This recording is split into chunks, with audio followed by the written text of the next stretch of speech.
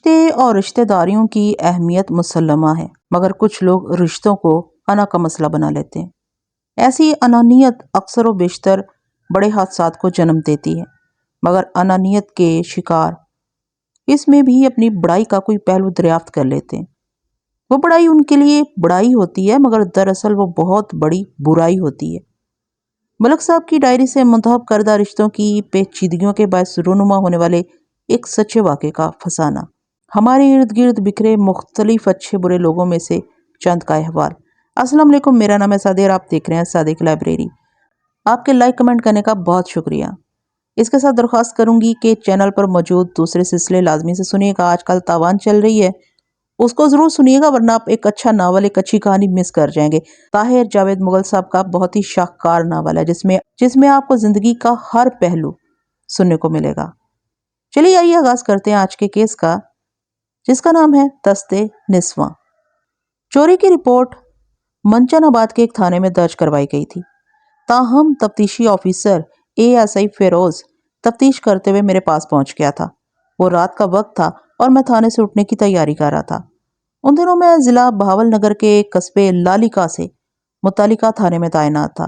مذکورہ قصبہ درائے ستلج کے کنارے واقع ہے۔ دریا کی دوسری جانب ضلع پاک پتن کا علاقہ شروع ہو جاتا ہے۔ دریائے ستلج کا جو حصہ پڑوسی ملک بھارت میں ہے وہ بیاس یعنی دریائے بیاس کہلاتا ہے۔ میں نے خوش دلی سے ASI فیروز کا استقبال کیا۔ فیروز صحت مند جسم کا مالک ایک دیہاتی ٹائپ پولیس والا تھا۔ اس کی عمر کا اندازہ میں نے 35 اور 40 کے درمیان لگایا۔ اس کے ساتھ 2 افراد اور بھی تھے۔ تعارف پر معلوم ہوا ان میں ایک کانسٹیبل اللہ دیتا اور دوسرا کھوجی چراغ دین تھا۔ وہ تینوں سادہ لباس میں تھے۔ رسمی لیگ سلگ کے بعد میں نے فیروز سے اس کی آمد کی غرض و غایت دریافت کی تو مجھے معلوم ہوا کہ وہ ایک مویشی چور محمد بوٹا المعروف بوٹا ڈنگر چور کے قدموں کا تعاقب کرتے ہوئے یہاں تک پہنچے تھے۔ ASI نے کہا، ملک صاحب، بوٹا ڈنگر چور بہت چالاک اور ہوشیار وارداتی ہے۔ ہم نے اس کا کھرا نکالا ہے، وہ منچن آباد سے سیدھا آپ کے علاقے میں پہنچا ہے، مگر اس سے آگے کوئی سراغ نہیں مل رہا۔ پھر میں نے سوالی نظر سے اسے دیکھا۔ وہ تعامل کرتے ہوئے بولا، پھر جناب یہ ہے کہ ہماری تفتیش سے یہی نتیجہ نکلتا ہے کہ وہ ابھی تک آپ ہی کے علاقے میں کہیں روح پوش ہے۔ میں نے پوچھا، کیا تم لوگوں نے اس بات کی تسلی کر لی کہ وہ میرے تھانے کی حدود سے باہر نہیں گیا؟ اس نے اس بات میں سر ہلایا اور بولا، جی ملک صاحب، کھوجی چراغ دین کا ماہرانہ تجزیہ یہی ہے کہ وہ لالیکا سے باہر نہیں گیا۔ ASI شروع میں مجھے بتا چکا تھا کہ اسے جس مویشی چور کی تلاش ہے وہ منچن آباد سے 7 بھینسیں چرا کر فرار ہوا تھا۔ میں نے اسے سوال کیا، فیروز، کیا یہ 7 کی 7 بھینسیں کسی ایک ہی شخص کی ملکیت تھیں؟ اس نے نفی میں گردن ہلائی اور جواب دیا، ملک صاحب، بوٹا نے تو مختلف افراد کے باڑوں سے بھینسیں چرائی ہیں۔ موزہ علی پور کے زمیندار خدا بخش کی 4 بھینسیں اور موزہ خالص خرد کے کاشتکار غلام رسول کی 3 بھینسیں، کل ملا کر 7 بھینسیں ملک صاحب۔ میں نے کہا، موزہ علی پور اور موزہ خالص خرد منچن آباد ہی کے علاقے ہیں، مگر پھر بھی تو مختلف جگہوں سے بھینسیں چرا کر یہاں لالیکا تک لانا کوئی آسان کام نہیں ہے۔ کام تو واقعی مشکل ہے سرکار، کھوجی چراغ دین نے گردن ہلاتے ہوئے کہا، لیکن یہ جو ڈنگر چور ہے نا بوٹا، یہ بھی بڑا کانٹے کا چور ہے، بڑے بڑے کارنامے ہیں اس کے ریکارڈ پر۔ اس کے بعد ASI بوٹا کے بارے میں تفصیلات بتانے لگا، جس میں اس کی چوری کی وارداتوں کی دلچسپ اور کٹھن داستان کے علاوہ اس کا قد کاٹ اور حلیہ وغیرہ بھی شامل تھا۔ بوٹا کا قد 6.5 فٹ سے نکلتا ہوا تھا۔ وہ ہاتھ پاؤں کا ایک مضبوط ایک گرانڈیل شخص تھا۔ ASI کی تحقیق سے پتا چلا کہ بوٹا موزہ امرو کا رہنے والا تھا۔ میں نے کہا، ASI جی، تم نے کبھی بوٹا کی تلاش میں امرو کا کوئی چکر لگایا کہ نہیں؟ کوئی فائدہ نہیں ہوا جناب، فیروز نے بددلی سے جواب دیا، میں کئی مرتبہ امرو کا جا چکا ہوں بوٹا کی تلاش میں، مگر وہاں ایک مرتبہ بھی اس سے ملاقات نہیں ہو سکی۔ وہاں رہنے والوں کا کہنا ہے کہ وہ کبھی کبھار ہی اپنے گاؤں کا پھیرا لگاتا ہے۔ ہمارے درمیان کچھ دیر تک بوٹا ڈنگر چور، ڈنگر بمانی مویشی کے بارے میں گفتگو ہوتی رہی۔ پھر میں نے ASI فیروز سے پوچھا، تم مجھ سے کیا چاہتے ہو؟ بوٹا کی تلاش میں آپ کی مدد درکار ہے جناب۔ میں نے کہا، میں تمہارے ساتھ پورا تعاون کروں گا۔ وہ خوش ہو کر اور ممنونیت آمیز نظر سے مجھے دیکھنے لگا۔ میں نے کانسٹیبل کو اپنے پاس بلایا اور اسے ہدایات جاری کرنے لگا، نجیب اللہ، ASI صاحب اور ان کے ساتھیوں کے لیے کھانے پینے اور منجی بسترے کا بندوبست کرو، یہ ہمارے مہمان ہیں۔ اوکے سر، کانسٹیبل نے نہایت فرما برداری سے کہا اور میرے کمرے سے نکل گیا۔ میں نے ASI فیروز سے کہا کہ تم لوگ کھاؤ پیو آرام کرو، اب صبح ہی ہماری ملاقات ہوگی۔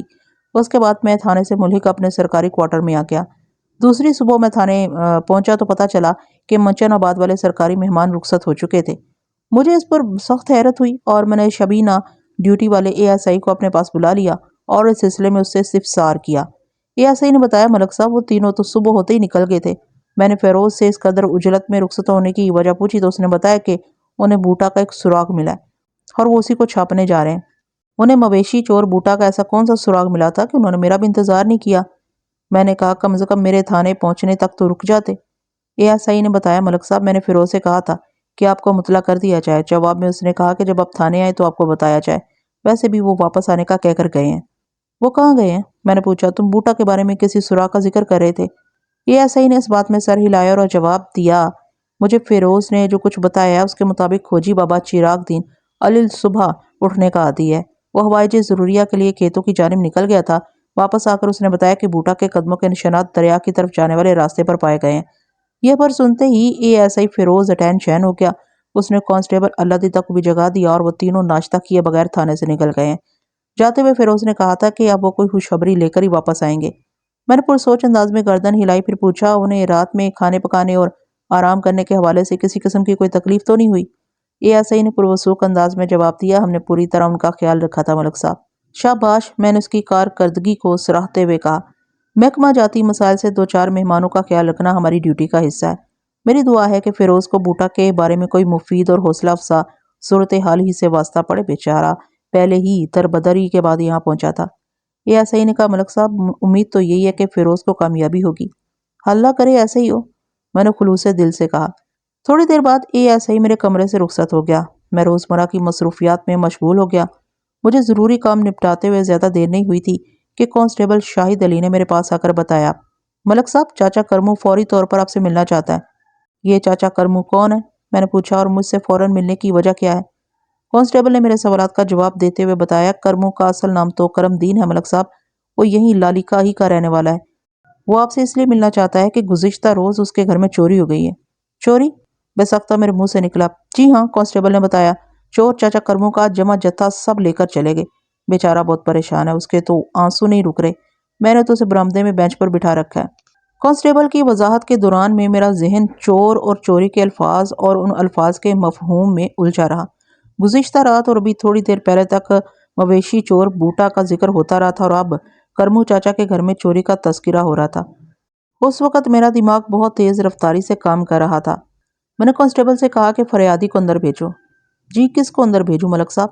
فریادی کو، میں نے ایک لفظ پر زور دیتے ہوئے کہا، وہ شخص جو باہر برآمدے میں بیٹھا ہے۔ اوکے سر، میں سمجھ گیا۔ کانسٹیبل نے سیلیوٹ مارتے ہوئے کہا، میں کرمو چاچا کو ابھی آپ کے پاس بھیجتا ہوں۔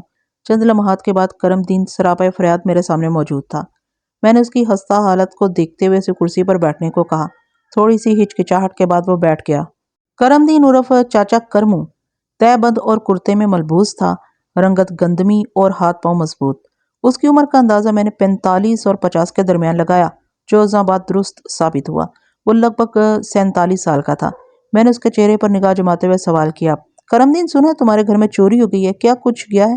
ککھ نہیں را جناب، وہ گلوگیر آواز میں بولا، ظالم میری زندگی بھر کی کمائی لے گئے ہیں۔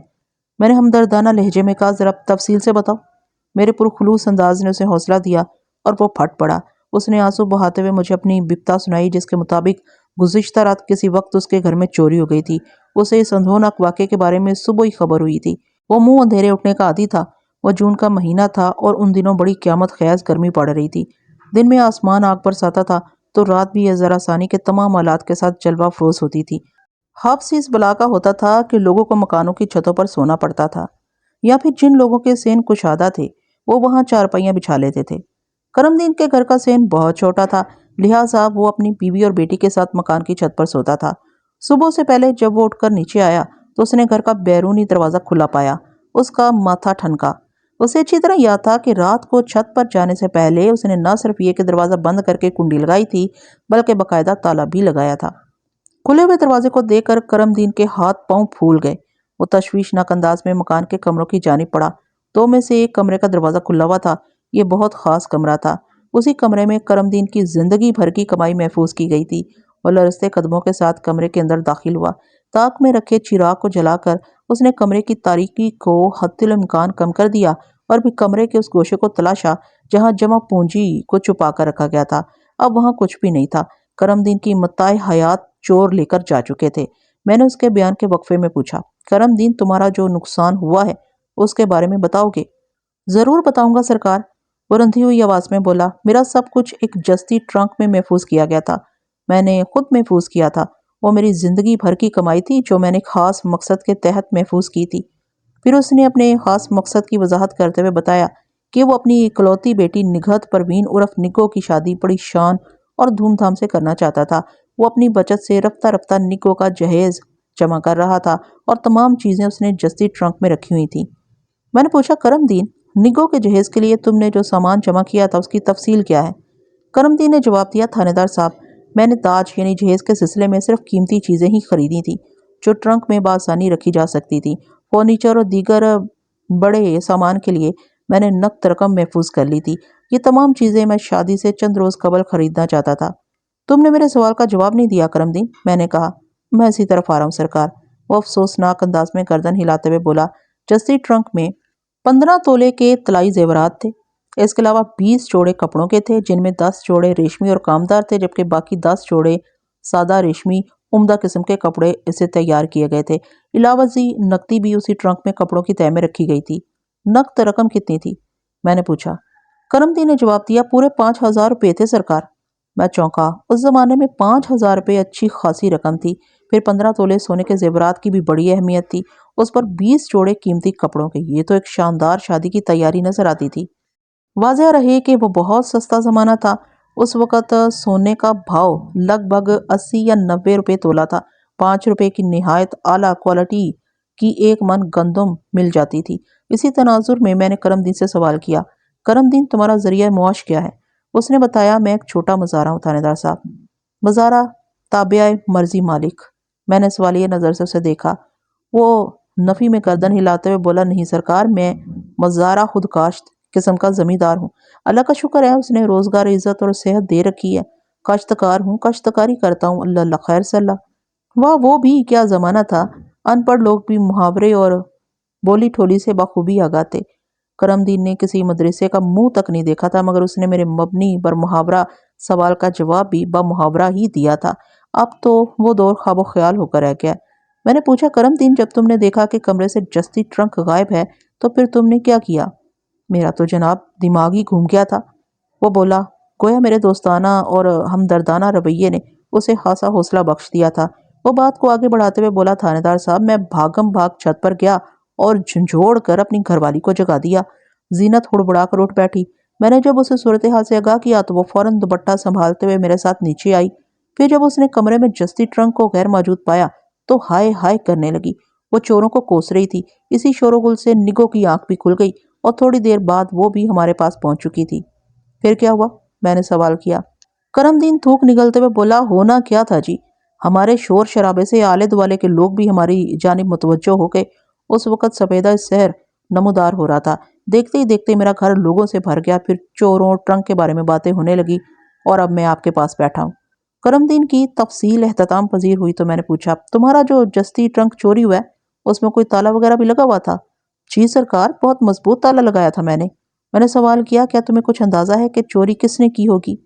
نہیں تھانے دار صاحب، وہ نفی میں سر ہلاتے ہوئے بولا، کسی سے تمہاری دشمنی ہے؟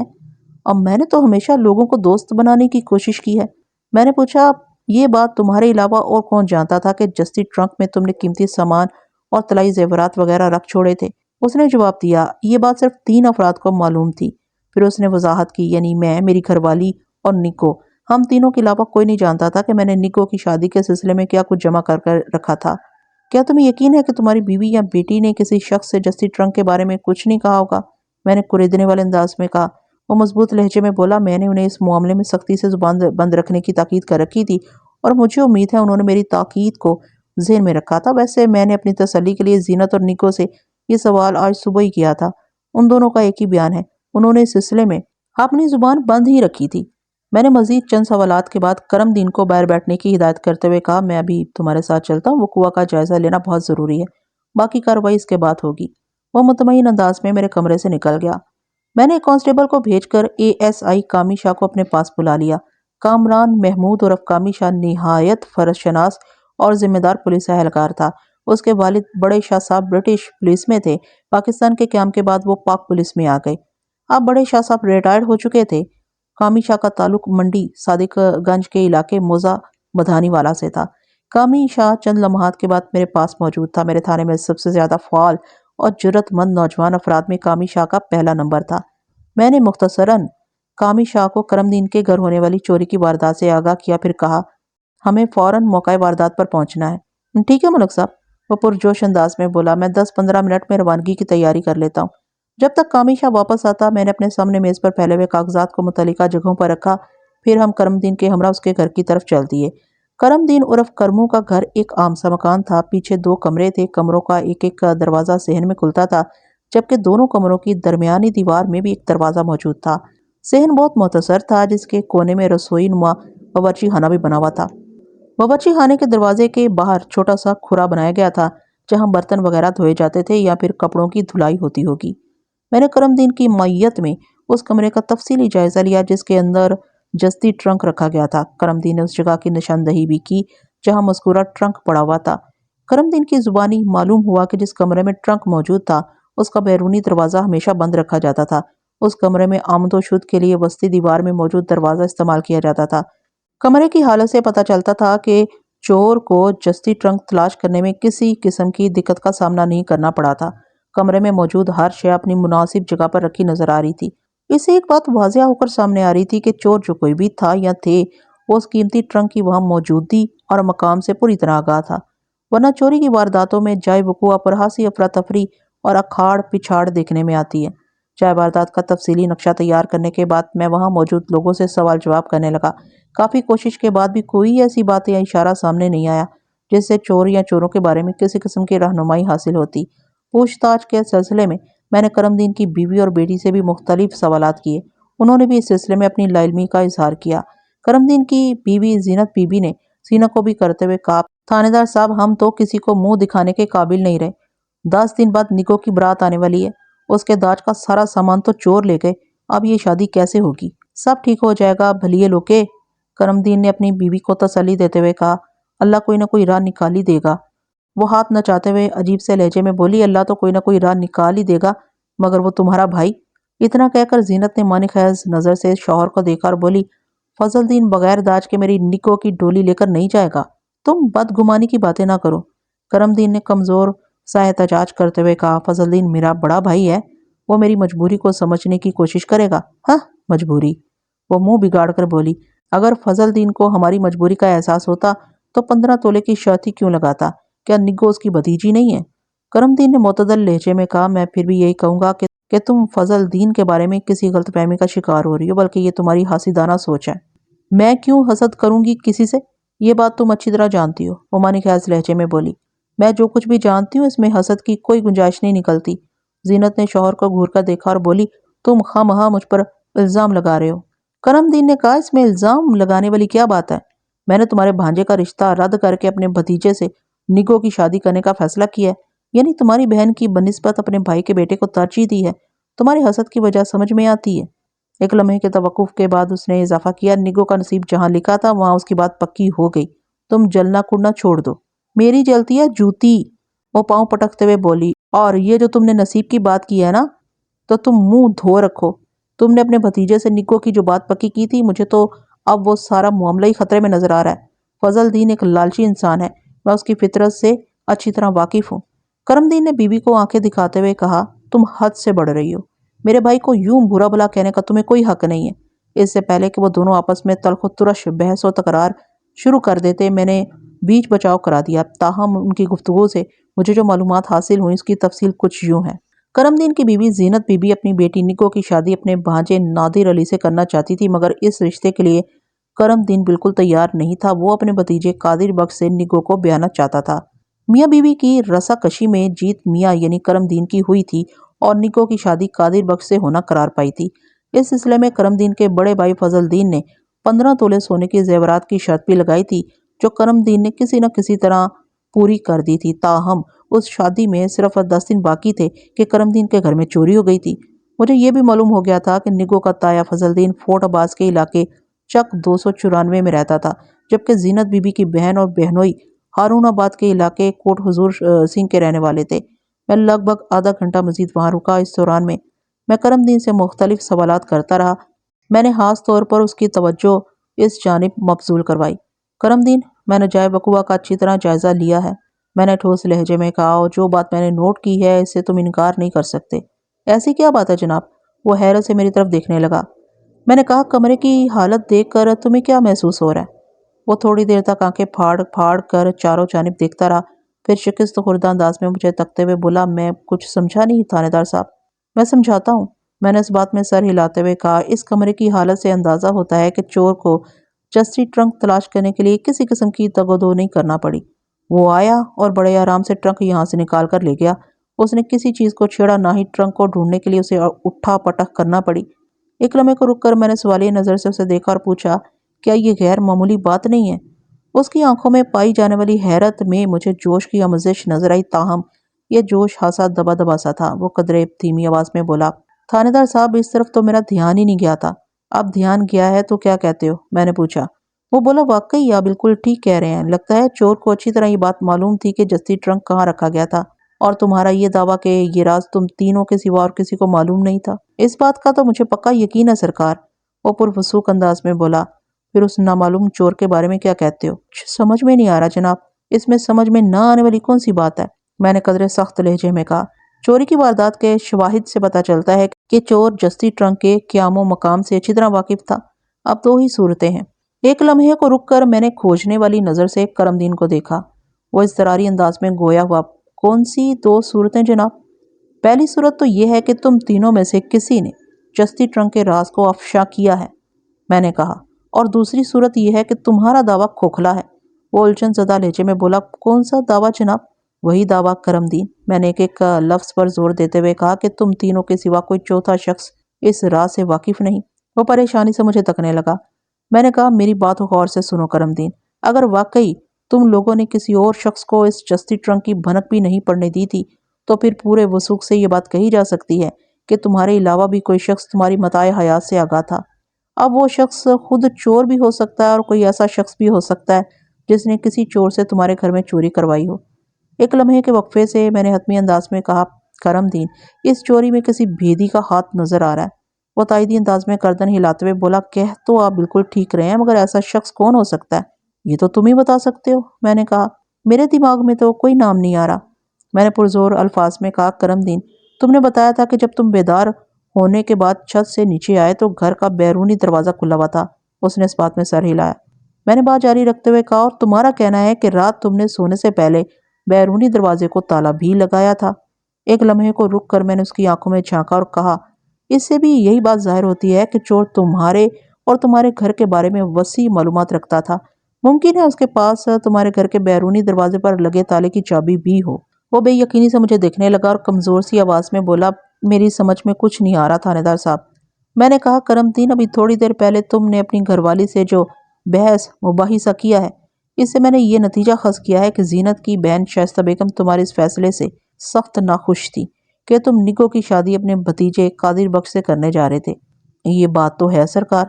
वो हाँ में गर्दन हिलाते हुए बोला, मेरी साली शाइस्ता तो क्या, खुद मेरी घरवाली जीनत भी मेरे इस फैसले से खासी चिड़ी हुई है। बात बात पर ताने देती है और लड़ाई झगड़े का कोई मौका हाथ से जाने नहीं देती। करमदीन के इस तबसरे पर जीनत ने नागवारी से घूर कर शोहर को देखा, मगर जुबान से कुछ न कहा। मैंने जीनत को मुखातिब करते हुए कहा, तुम्हारी क्या राय है इस सिलसिले में? इसमें किसी राय की क्या ज़रूरत है? वो मुंह टेढ़ा करते हुए बोली, जब किसी की ख्वाहिश को बुरी तरह रद्द किया जाता है तो नाराज़ी पैदा हो ही जाती है। आखिर मेरे भांजे नादिर अली में किस चीज़ की कमी थी? वो खूबसूरत है, जवान है, साहिब हैसियत है, क्या नहीं है उसके पास? मैंने उसकी तकरीर को हाथ के इशारे से ब्रेक लगाते हुए कहा, जीनत, तुम्हारे ख्याल में ये दुश्मनी किसने की होगी? वो उलझन ज़दा अंदाज में मुझे देखने लगी। मैंने वजाहती लहजे में कहा, मेरा मतलब ये है कि इस चोरी में तुम्हारे किसी दुश्मन का हाथ हो सकता है। जाहिर है ये काम कोई दोस्त तो नहीं कर सकता ना? वो सादा से लहजे में बोली, हमारा तो कोई दुश्मन नहीं थानेदार साहब, ये पता चलाना तो आपका काम है चोर कौन है और उसने किस दुश्मनी में चोरी की है। तुम ठीक कहती हो, मैंने कहा, ये वाकई मेरा काम है। चोरी की ये वारदात मेरे थाने की हुदूद में हुई है, इसका सुराग मैं ही लगाऊंगा और चोर को करारे वाकई सजा भी दिलवाऊंगा। दोनों मियाँ बीवी शुक्रगुजार नज़र से मुझे तकने लगे। میں تھوڑی دیر مزید انہیں تسلی دلاسے دینے کے بعد ASI کامیشا کے ساتھ تھانے کی جانب روانہ ہو گیا۔ راستے میں ہمارے درمیان جستی ٹرنک کی چوری موضوع گفتگو بنی رہی۔ کامیشا نے کہا، ملک صاحب میرا دھیان تو بار بار بوٹا ڈنگر چور کی طرف جا رہا ہے۔ بوٹا ڈنگر چور کی تازہ ترین واردات کے بارے میں کامیشا کو سب کچھ معلوم تھا۔ گزشتہ رات منچن آباد سے ASI فیروز بوٹا کی تلاش میں میرے تھانے آیا تھا اور آج صبح مجھے معلوم ہوا تھا کہ وہ بوٹا کے تعاقب میں دریا کی جانب گیا تھا۔ فیروز کے ساتھ کانسٹیبل اللہ دیتا اور کھوجی چراغ دین بھی تھے۔ میں نے کہا، کامیشا تم موجودہ حالات کی روشنی میں بالکل درست رخ پر سوچ رہے ہو، لیکن میں تمہارے خیال سے مکمل اتفاق نہیں کروں گا۔ وہ کیوں ملک صاحب؟ وہ اس لیے کامیشا، میں نے سمجھانے والے انداز میں کہا، میرا یہ تجربہ ہے کہ مویشی وغیرہ کی چوری میں ملوث افراد عموماً دوسری نوعیت کی چوری چکاری میں ہاتھ نہیں ڈالتے۔ ان کا اپنے ایک مخصوص میدان اور طریقہ واردات ہوتا ہے۔ وہ مالکان کی نظر بچا کر خصوصاً رات میں ڈھور ڈنگر چوری کرتے ہیں اور کسی دوسرے علاقے میں جا کر انہیں فروخت کر دیتے ہیں۔ چوری کے مال کے دام اگرچہ اچھے نہیں ملتے، تاہم مال کو جلد از جلد ٹھکانے لگانے کی اہمیت ہوتی ہے۔ اس سلسلے میں مویشی چوروں کے خریدار بھی مخصوص ہوتے ہیں۔ ہو سکتا ہے بوٹا یہاں موزہ لالیکا میں چوری شدہ بھینسیں فروخت کرنے آیا ہو اور اب کسی اور طرف نکل گیا ہو۔ وہ اس بات میں سر کو جنبش دیتے ہوئے بولا، میں آپ کی بات کو یکسر رد نہیں کر سکتا ملک صاحب، مگر میرے ذہن میں وہی بات آ رہی ہے جو میں نے آپ کو بتائی ہے۔ چلیں دیکھتے ہیں پردے کے پیچھے سے کیا ظاہر ہوتا ہے، میں نے پرسوچ انداز میں کہا۔ ہم باتیں کرتے ہوئے تھانے آ گئے۔ یہاں ہمارے لیے بڑی سنسنی خیز خبریں موجود تھیں۔ منچن آباد والا ASI اپنے ساتھیوں کے ساتھ واپس آ گیا تھا اور میرے کمرے میں بیٹھا میرا انتظار کر رہا تھا۔ مجھ پر نظر پڑتے ہی وہ اٹھ کر کھڑا ہو گیا۔ ملک صاحب، اس نے اضطراری لہجے میں مجھے مخاطب کرتے ہوئے کہا، بوٹا تو ہمارے ہاتھوں سے نکل گیا، مگر ہم دریا کے کنارے ایک لاش دریافت کر کے آئے ہیں۔ یہ اطلاع دھماکہ خیز تھی۔ میں نے پوچھا، بوٹا تمہارے ہاتھ سے نکل کر کہاں چلا گیا اور یہ لاش کا کیا چکر ہے بھائی؟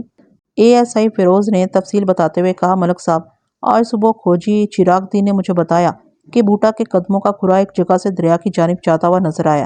میں فوراً کھوجی کے ساتھ ایک منٹ، میں نے قطع کلامی کرتے ہوئے کہا، رات تم نے بتایا تھا کہ تم لوگوں نے اچھی طرح چیک کر لیا ہے کہ بوٹا اس علاقے میں داخل تو ہوا ہے مگر یہاں سے باہر جانے کے آثار نہیں ملے، اور اب تم کہہ رہے ہو کہ صبح چراغ دین نے اس کا کھرا ڈھونڈ نکالا ہے۔ اس کا مطلب تو یہی ہوا نا کہ وہ رات کسی وقت یا صبح یہاں سے روانہ ہوا ہے، اور یہ بھی کہ اس کا قیام اس تھانے سے زیادہ دور نہیں رہا ہوگا۔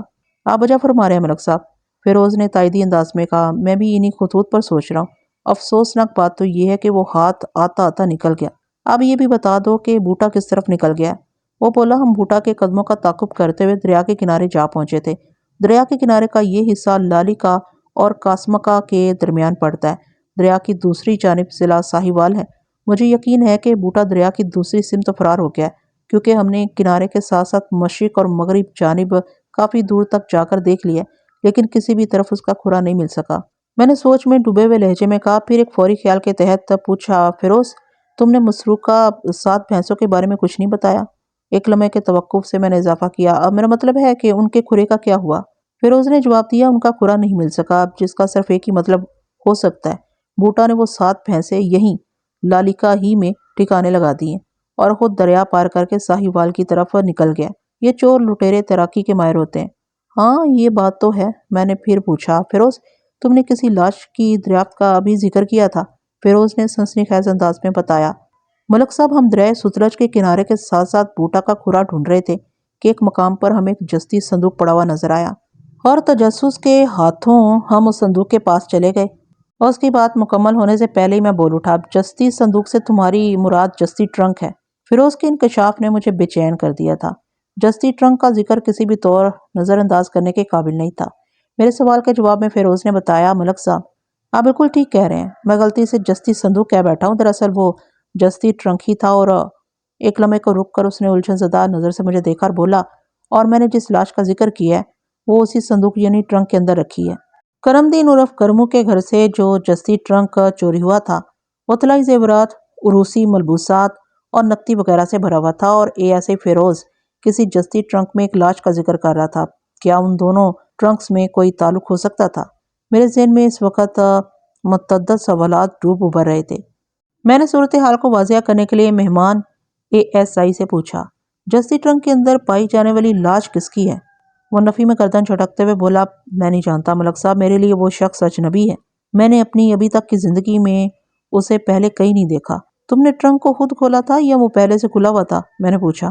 فیروز نے جواب دیا، ٹرنک تو میں نے ہی کھولا تھا، مگر کیا؟ میں نے اس کا جملہ مکمل ہونے سے پہلے ہی کہا۔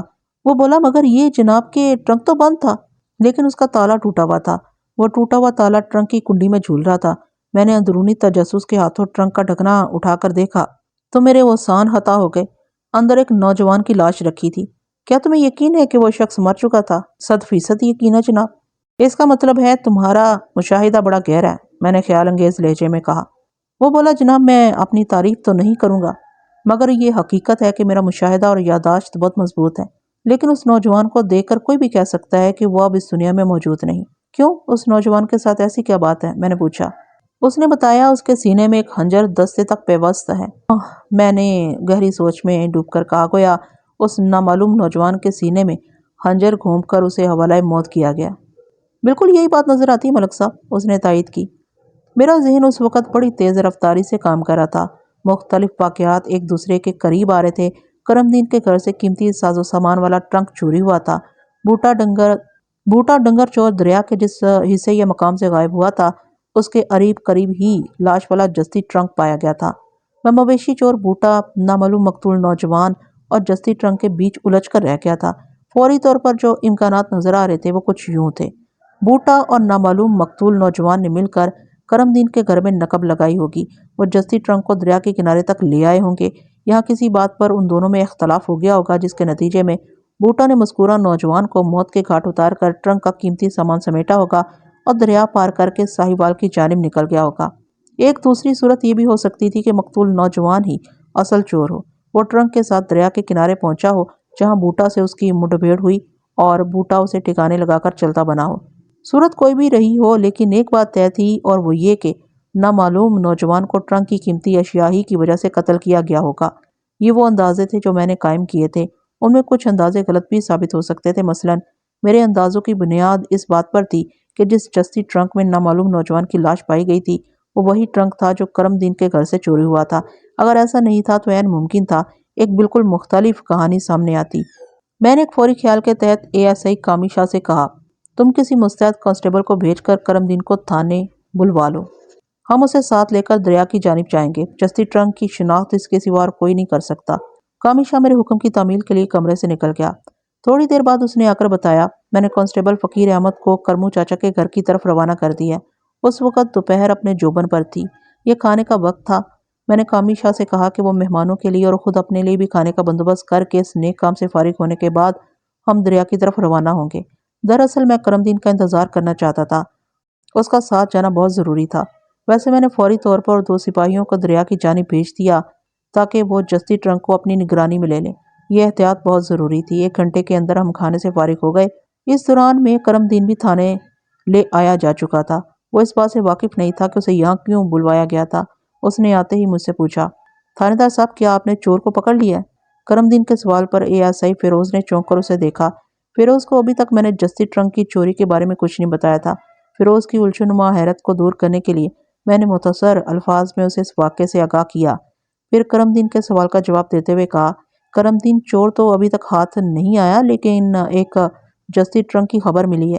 کہاں ہے وہ جستی ٹرنک؟ وہ بےتابی سے بولا، دریا کے کنارے پر۔ میں نے کہا۔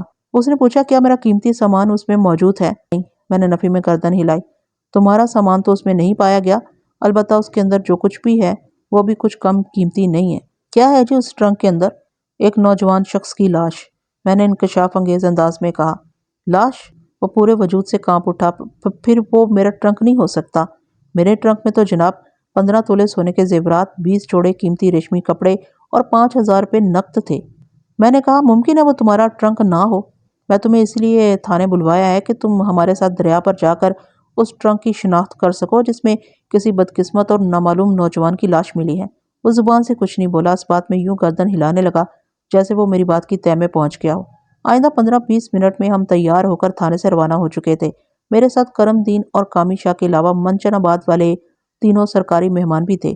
اس موقع پر کامی شاہ نے ایک مفید تجویز دی۔ اس نے کہا، ملک صاحب کیوں نہ ہم کرمو چاچا کے گھر کی طرف سے ہو کر دریا کی طرف جائیں؟ اس سے کیا ہوگا؟ میں نے سرسری انداز میں پوچھا۔ وہ بولا، اس وقت ایک ماہر کھوجی ہمارے ہمراہ ہے۔ چور جستی ٹرنک چرا کر کرم دین کے گھر سے دریا کی جانب کیا ہوگا تو اس راستے پر اس کے قدموں کا کھرا نکالا جا سکتا ہے، کیونکہ دریا کی جانب جانے والا وہ واحد راستہ ہے جو کھیتوں میں سے ہو کر گزرتا ہے۔ تجویز تو تمہاری معقول ہے، مگر مجھے کامیابی کے زیادہ امکانات نظر نہیں آ رہے کامیشا۔ میں نے کہا، تم میری بات کا مطلب سمجھ رہے ہو نا؟ کامیشا کی بجائے کھوجی چراغ دین بول اٹھا، میں چنگی طرح سمجھ گیا ہوں تھانے دار صاحب۔ کامیشا نے سوالیہ نظر سے چراغ دین کو دیکھا۔ وہ سمجھانے والے انداز میں بولا، مجھے جو باتیں پتہ چلی ہیں ان کے مطابق کرم دین کے گھر رات کے پچھلے پہر چوری ہوئی ہے۔ اب تک اس واقعے کو 10-12 گھنٹے گزر چکے ہیں۔ دریا کی سمت جانے کا چونکہ ایک ہی راستہ ہے، اس لیے وہاں بے شمار لوگوں کے قدموں کے نشانات ہوں گے، جس کی وجہ سے چور کا کھرا نکالنا خاصا مشکل ثابت ہوگا۔ پھر ہم اس کھرے کے نمونے سے بھی ناواقف ہیں۔ ایک لمحے کے توقف سے اس نے پرسوچ انداز میں کہا، ویسے ایک بات ہے۔ اتنا کہہ کر وہ خاموش ہو گیا۔ میں نے پوچھا، وہ ایک بات کون سی ہے؟ اس نے جواب دیا، جناب، اگر میں کرم دین کے گھر سے اپنے کام کا آغاز کروں تو ممکن ہے چور کا کوئی سراغ مل جائے۔ اس کے لیے ضروری ہے کہ چوری کے بعد سے اس گھر میں زیادہ لوگوں کی آمد و رفت نہ رہی ہو۔ یہ تو ممکن نہیں، کرم دین نے کہا۔ جب میرے محلے داروں کو پتہ چلا کہ میرے گھر میں چوری ہو گئی ہے تو وہ خبر گیری کے لیے میرے پاس آنا شروع ہو گئے تھے، اور اب تک تو اپنی بات کو مکمل کیا، اب تک تو سینکڑوں افراد آ کر جا چکے ہیں۔ بابا چراغ دین سوچ میں پڑ گیا اور پھر بولا، مشکل تو ضرور ہے، لیکن اگر آپ کا حکم ہو تو میں کوشش کر سکتا ہوں۔ تم یہ کوشش ضرور کرو چراغ دین، میں نے کہا۔ میں کانسٹیبل اللہ دیتا کو تمہارے پاس چھوڑ کر جا رہا ہوں۔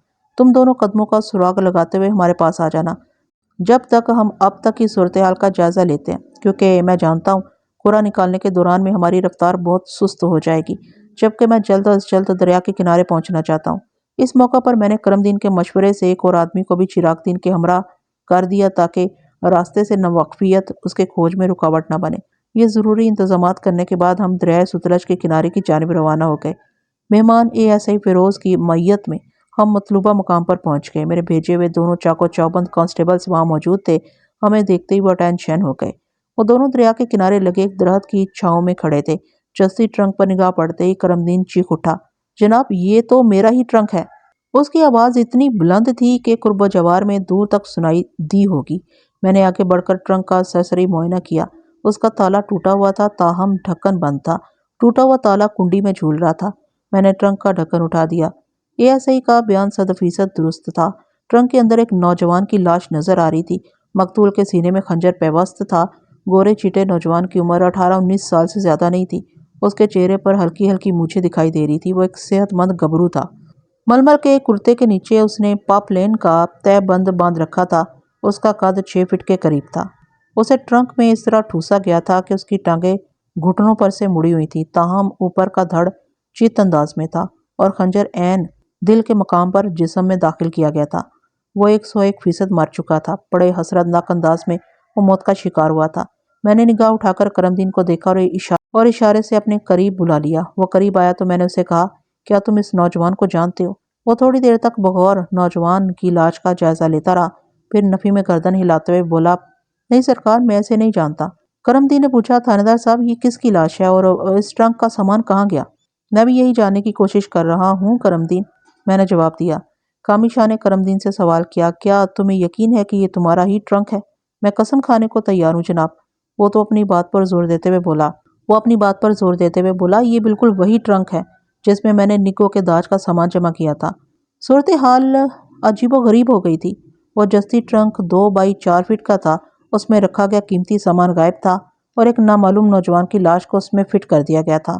صورتحال عجیب و غریب ہو گئی تھی۔ وہ جستی ٹرنک 2 بائی 4 فٹ کا تھا۔ اس میں رکھا گیا قیمتی سامان غائب تھا اور ایک نامعلوم نوجوان کی لاش کو اس میں فٹ کر دیا گیا تھا۔ ٹرنک کی مجموعی گہرائی 1.25 فٹ کے قریب تھی، جس میں ڈھکن کی اونچائی بھی شامل تھی۔ میرے حکم پر کامی شاہ نے جستی ٹرنک اور اس میں موجود انسانی لاش کو مختلف زاویوں سے عکس بند کیا۔ اس دوران میں نے جائے وقوع کا تفصیلی نقشہ تیار کر لیا۔ علاقے کے لوگوں کو پولیس کی اس سرگرمی کا علم ہو چکا تھا، کیونکہ رفتہ رفتہ وہ وہاں جمع ہو رہے تھے۔ جب کھوجی بابا چراغ دین اپنی تحقیق کرتے ہوئے جائے وقوع پر پہنچا تو وہاں تقریباً 3 درجن افراد اکٹھا ہو چکے تھے۔ اس کے علاوہ درجن بھر افراد کھوجی کے ساتھ بھی وہاں چلے آئے تھے۔ میں نے چراغ دین کو مخاطب کرتے ہوئے پوچھا، کیا رپورٹ ہے چاچا؟ رپورٹ اچھی ہے، وہ سنجیدہ لہجے میں بولا، مگر بہت زیادہ اچھی نہیں ہے۔ ذرا کھل کر بتاؤ چراغ دین، میں نے کہا، بجھارتیں کیوں ڈال رہے ہو؟ وہ کانوں کو ہاتھ لگاتے ہوئے بولا، جناب میری کیا مجال جو بجھارتیں ڈالوں؟ پھر وہ سر ہلاتے ہوئے کہنے لگا، میرا مطلب یہ تھا کہ مجھے اپنے مقصد میں جزوی کامیابی ہوئی ہے۔ ہاں ہاں بتاؤ، میں نے جلدی سے کہا۔ وہ بولا، جزوی طور پر میں اس نتیجے پر پہنچا ہوں کہ کرم دین کے گھر سے 2 افراد پہلو با پہلو چلتے ہوئے باہر نکلے ہیں۔ راستے میں کسی کسی مقام پر ان کا کھرا ملا ہے، مگر اس طرح کہ کبھی ایک آگے چلا ہے اور کبھی دوسرا۔ پھر کھیتوں میں تقریباً نہ ہونے کے برابر ان کے کھرے کے آثار ملے، مگر یہاں دریا کے کنارے کے پاس آ کر کئی مقامات پر ان کا کھرا دیکھنے کو ملا ہے۔ اور اس کے بعد میں نے پوچھا، اس کے بعد دریا کے کنارے کے ساتھ ساتھ دوبارہ محنت کرنا ہوگی؟ میں چراغ دن کی بات کی تہہ تک پہنچ گیا اور کہا، تو محنت کرنے سے تمہیں کس نے روکا ہے؟ پہلے صبح تم بوٹا کے کھرے کو کھوجنے کے لیے محنت کر چکے ہو، اب ان دونوں نامعلوم افراد کے لیے محنت کر ڈالو۔ لیکن میں نے جملہ ادھورا چھوڑ دیا۔ چراغ دن نے کہا، لیکن کیا تھانے صاحب؟ میں نے ٹرنک میں دھری نامعلوم نوجوان کی لاش کی جانب اشارہ کرتے ہوئے کہا، لیکن یہ کہ تم اس محنت سے پہلے ذرا سا یہ کام کر لو کہ مقتول کے پاؤں کا باریک بینی سے جائزہ لے ڈالو۔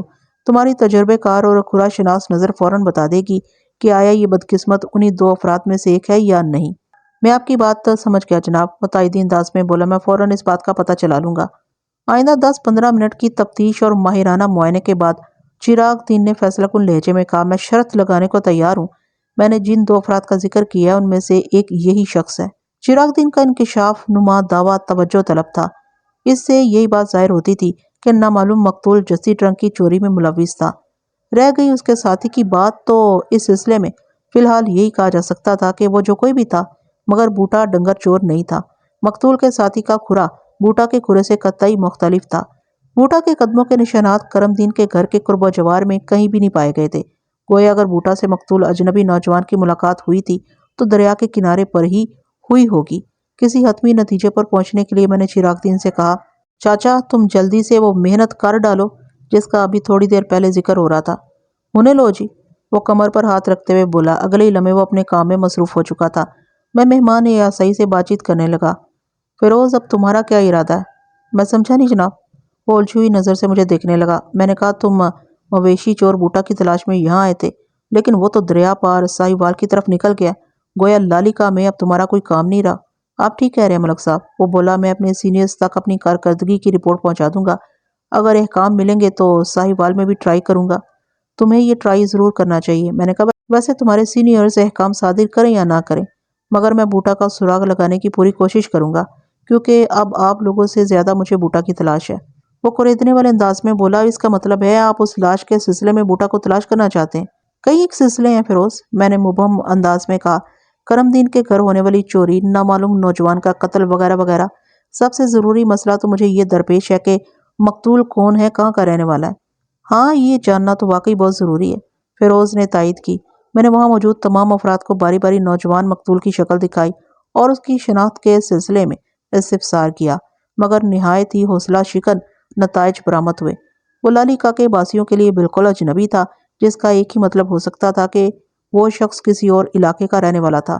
آدھے گھنٹے کے بعد کھوجی چراغ دن واپس آ گیا۔ اس کی رپورٹ میں سب سے اہم بات یہ تھی کہ مقتول کے ساتھی کا کھرا ایک آدھ مقام سے مل گیا تھا، جس سے اندازہ ہوا تھا کہ وہ بہاول نگر شہر کی جانب گیا تھا۔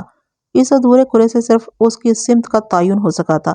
یہ بات یقین سے نہیں کہی جا سکتی تھی کہ وہ واقعی بہاول نگر شہر ہی گیا تھا یا کسی اور جانب نکل گیا تھا۔ میرے نزدیک یہ نامعلوم شخص بوٹا کی بنسبت زیادہ مطلوب تھا، کیونکہ کرم دین کے گھر سے وہ مقتول کے ساتھ ساتھ دریا کے کنارے پہنچا تھا۔ اس بات کے امکانات بہت قوی تھے کہ اسی مطلوب شخص نے ٹرنک میں موجود نوجوان کو موت کے گھاٹ اتارا ہوگا۔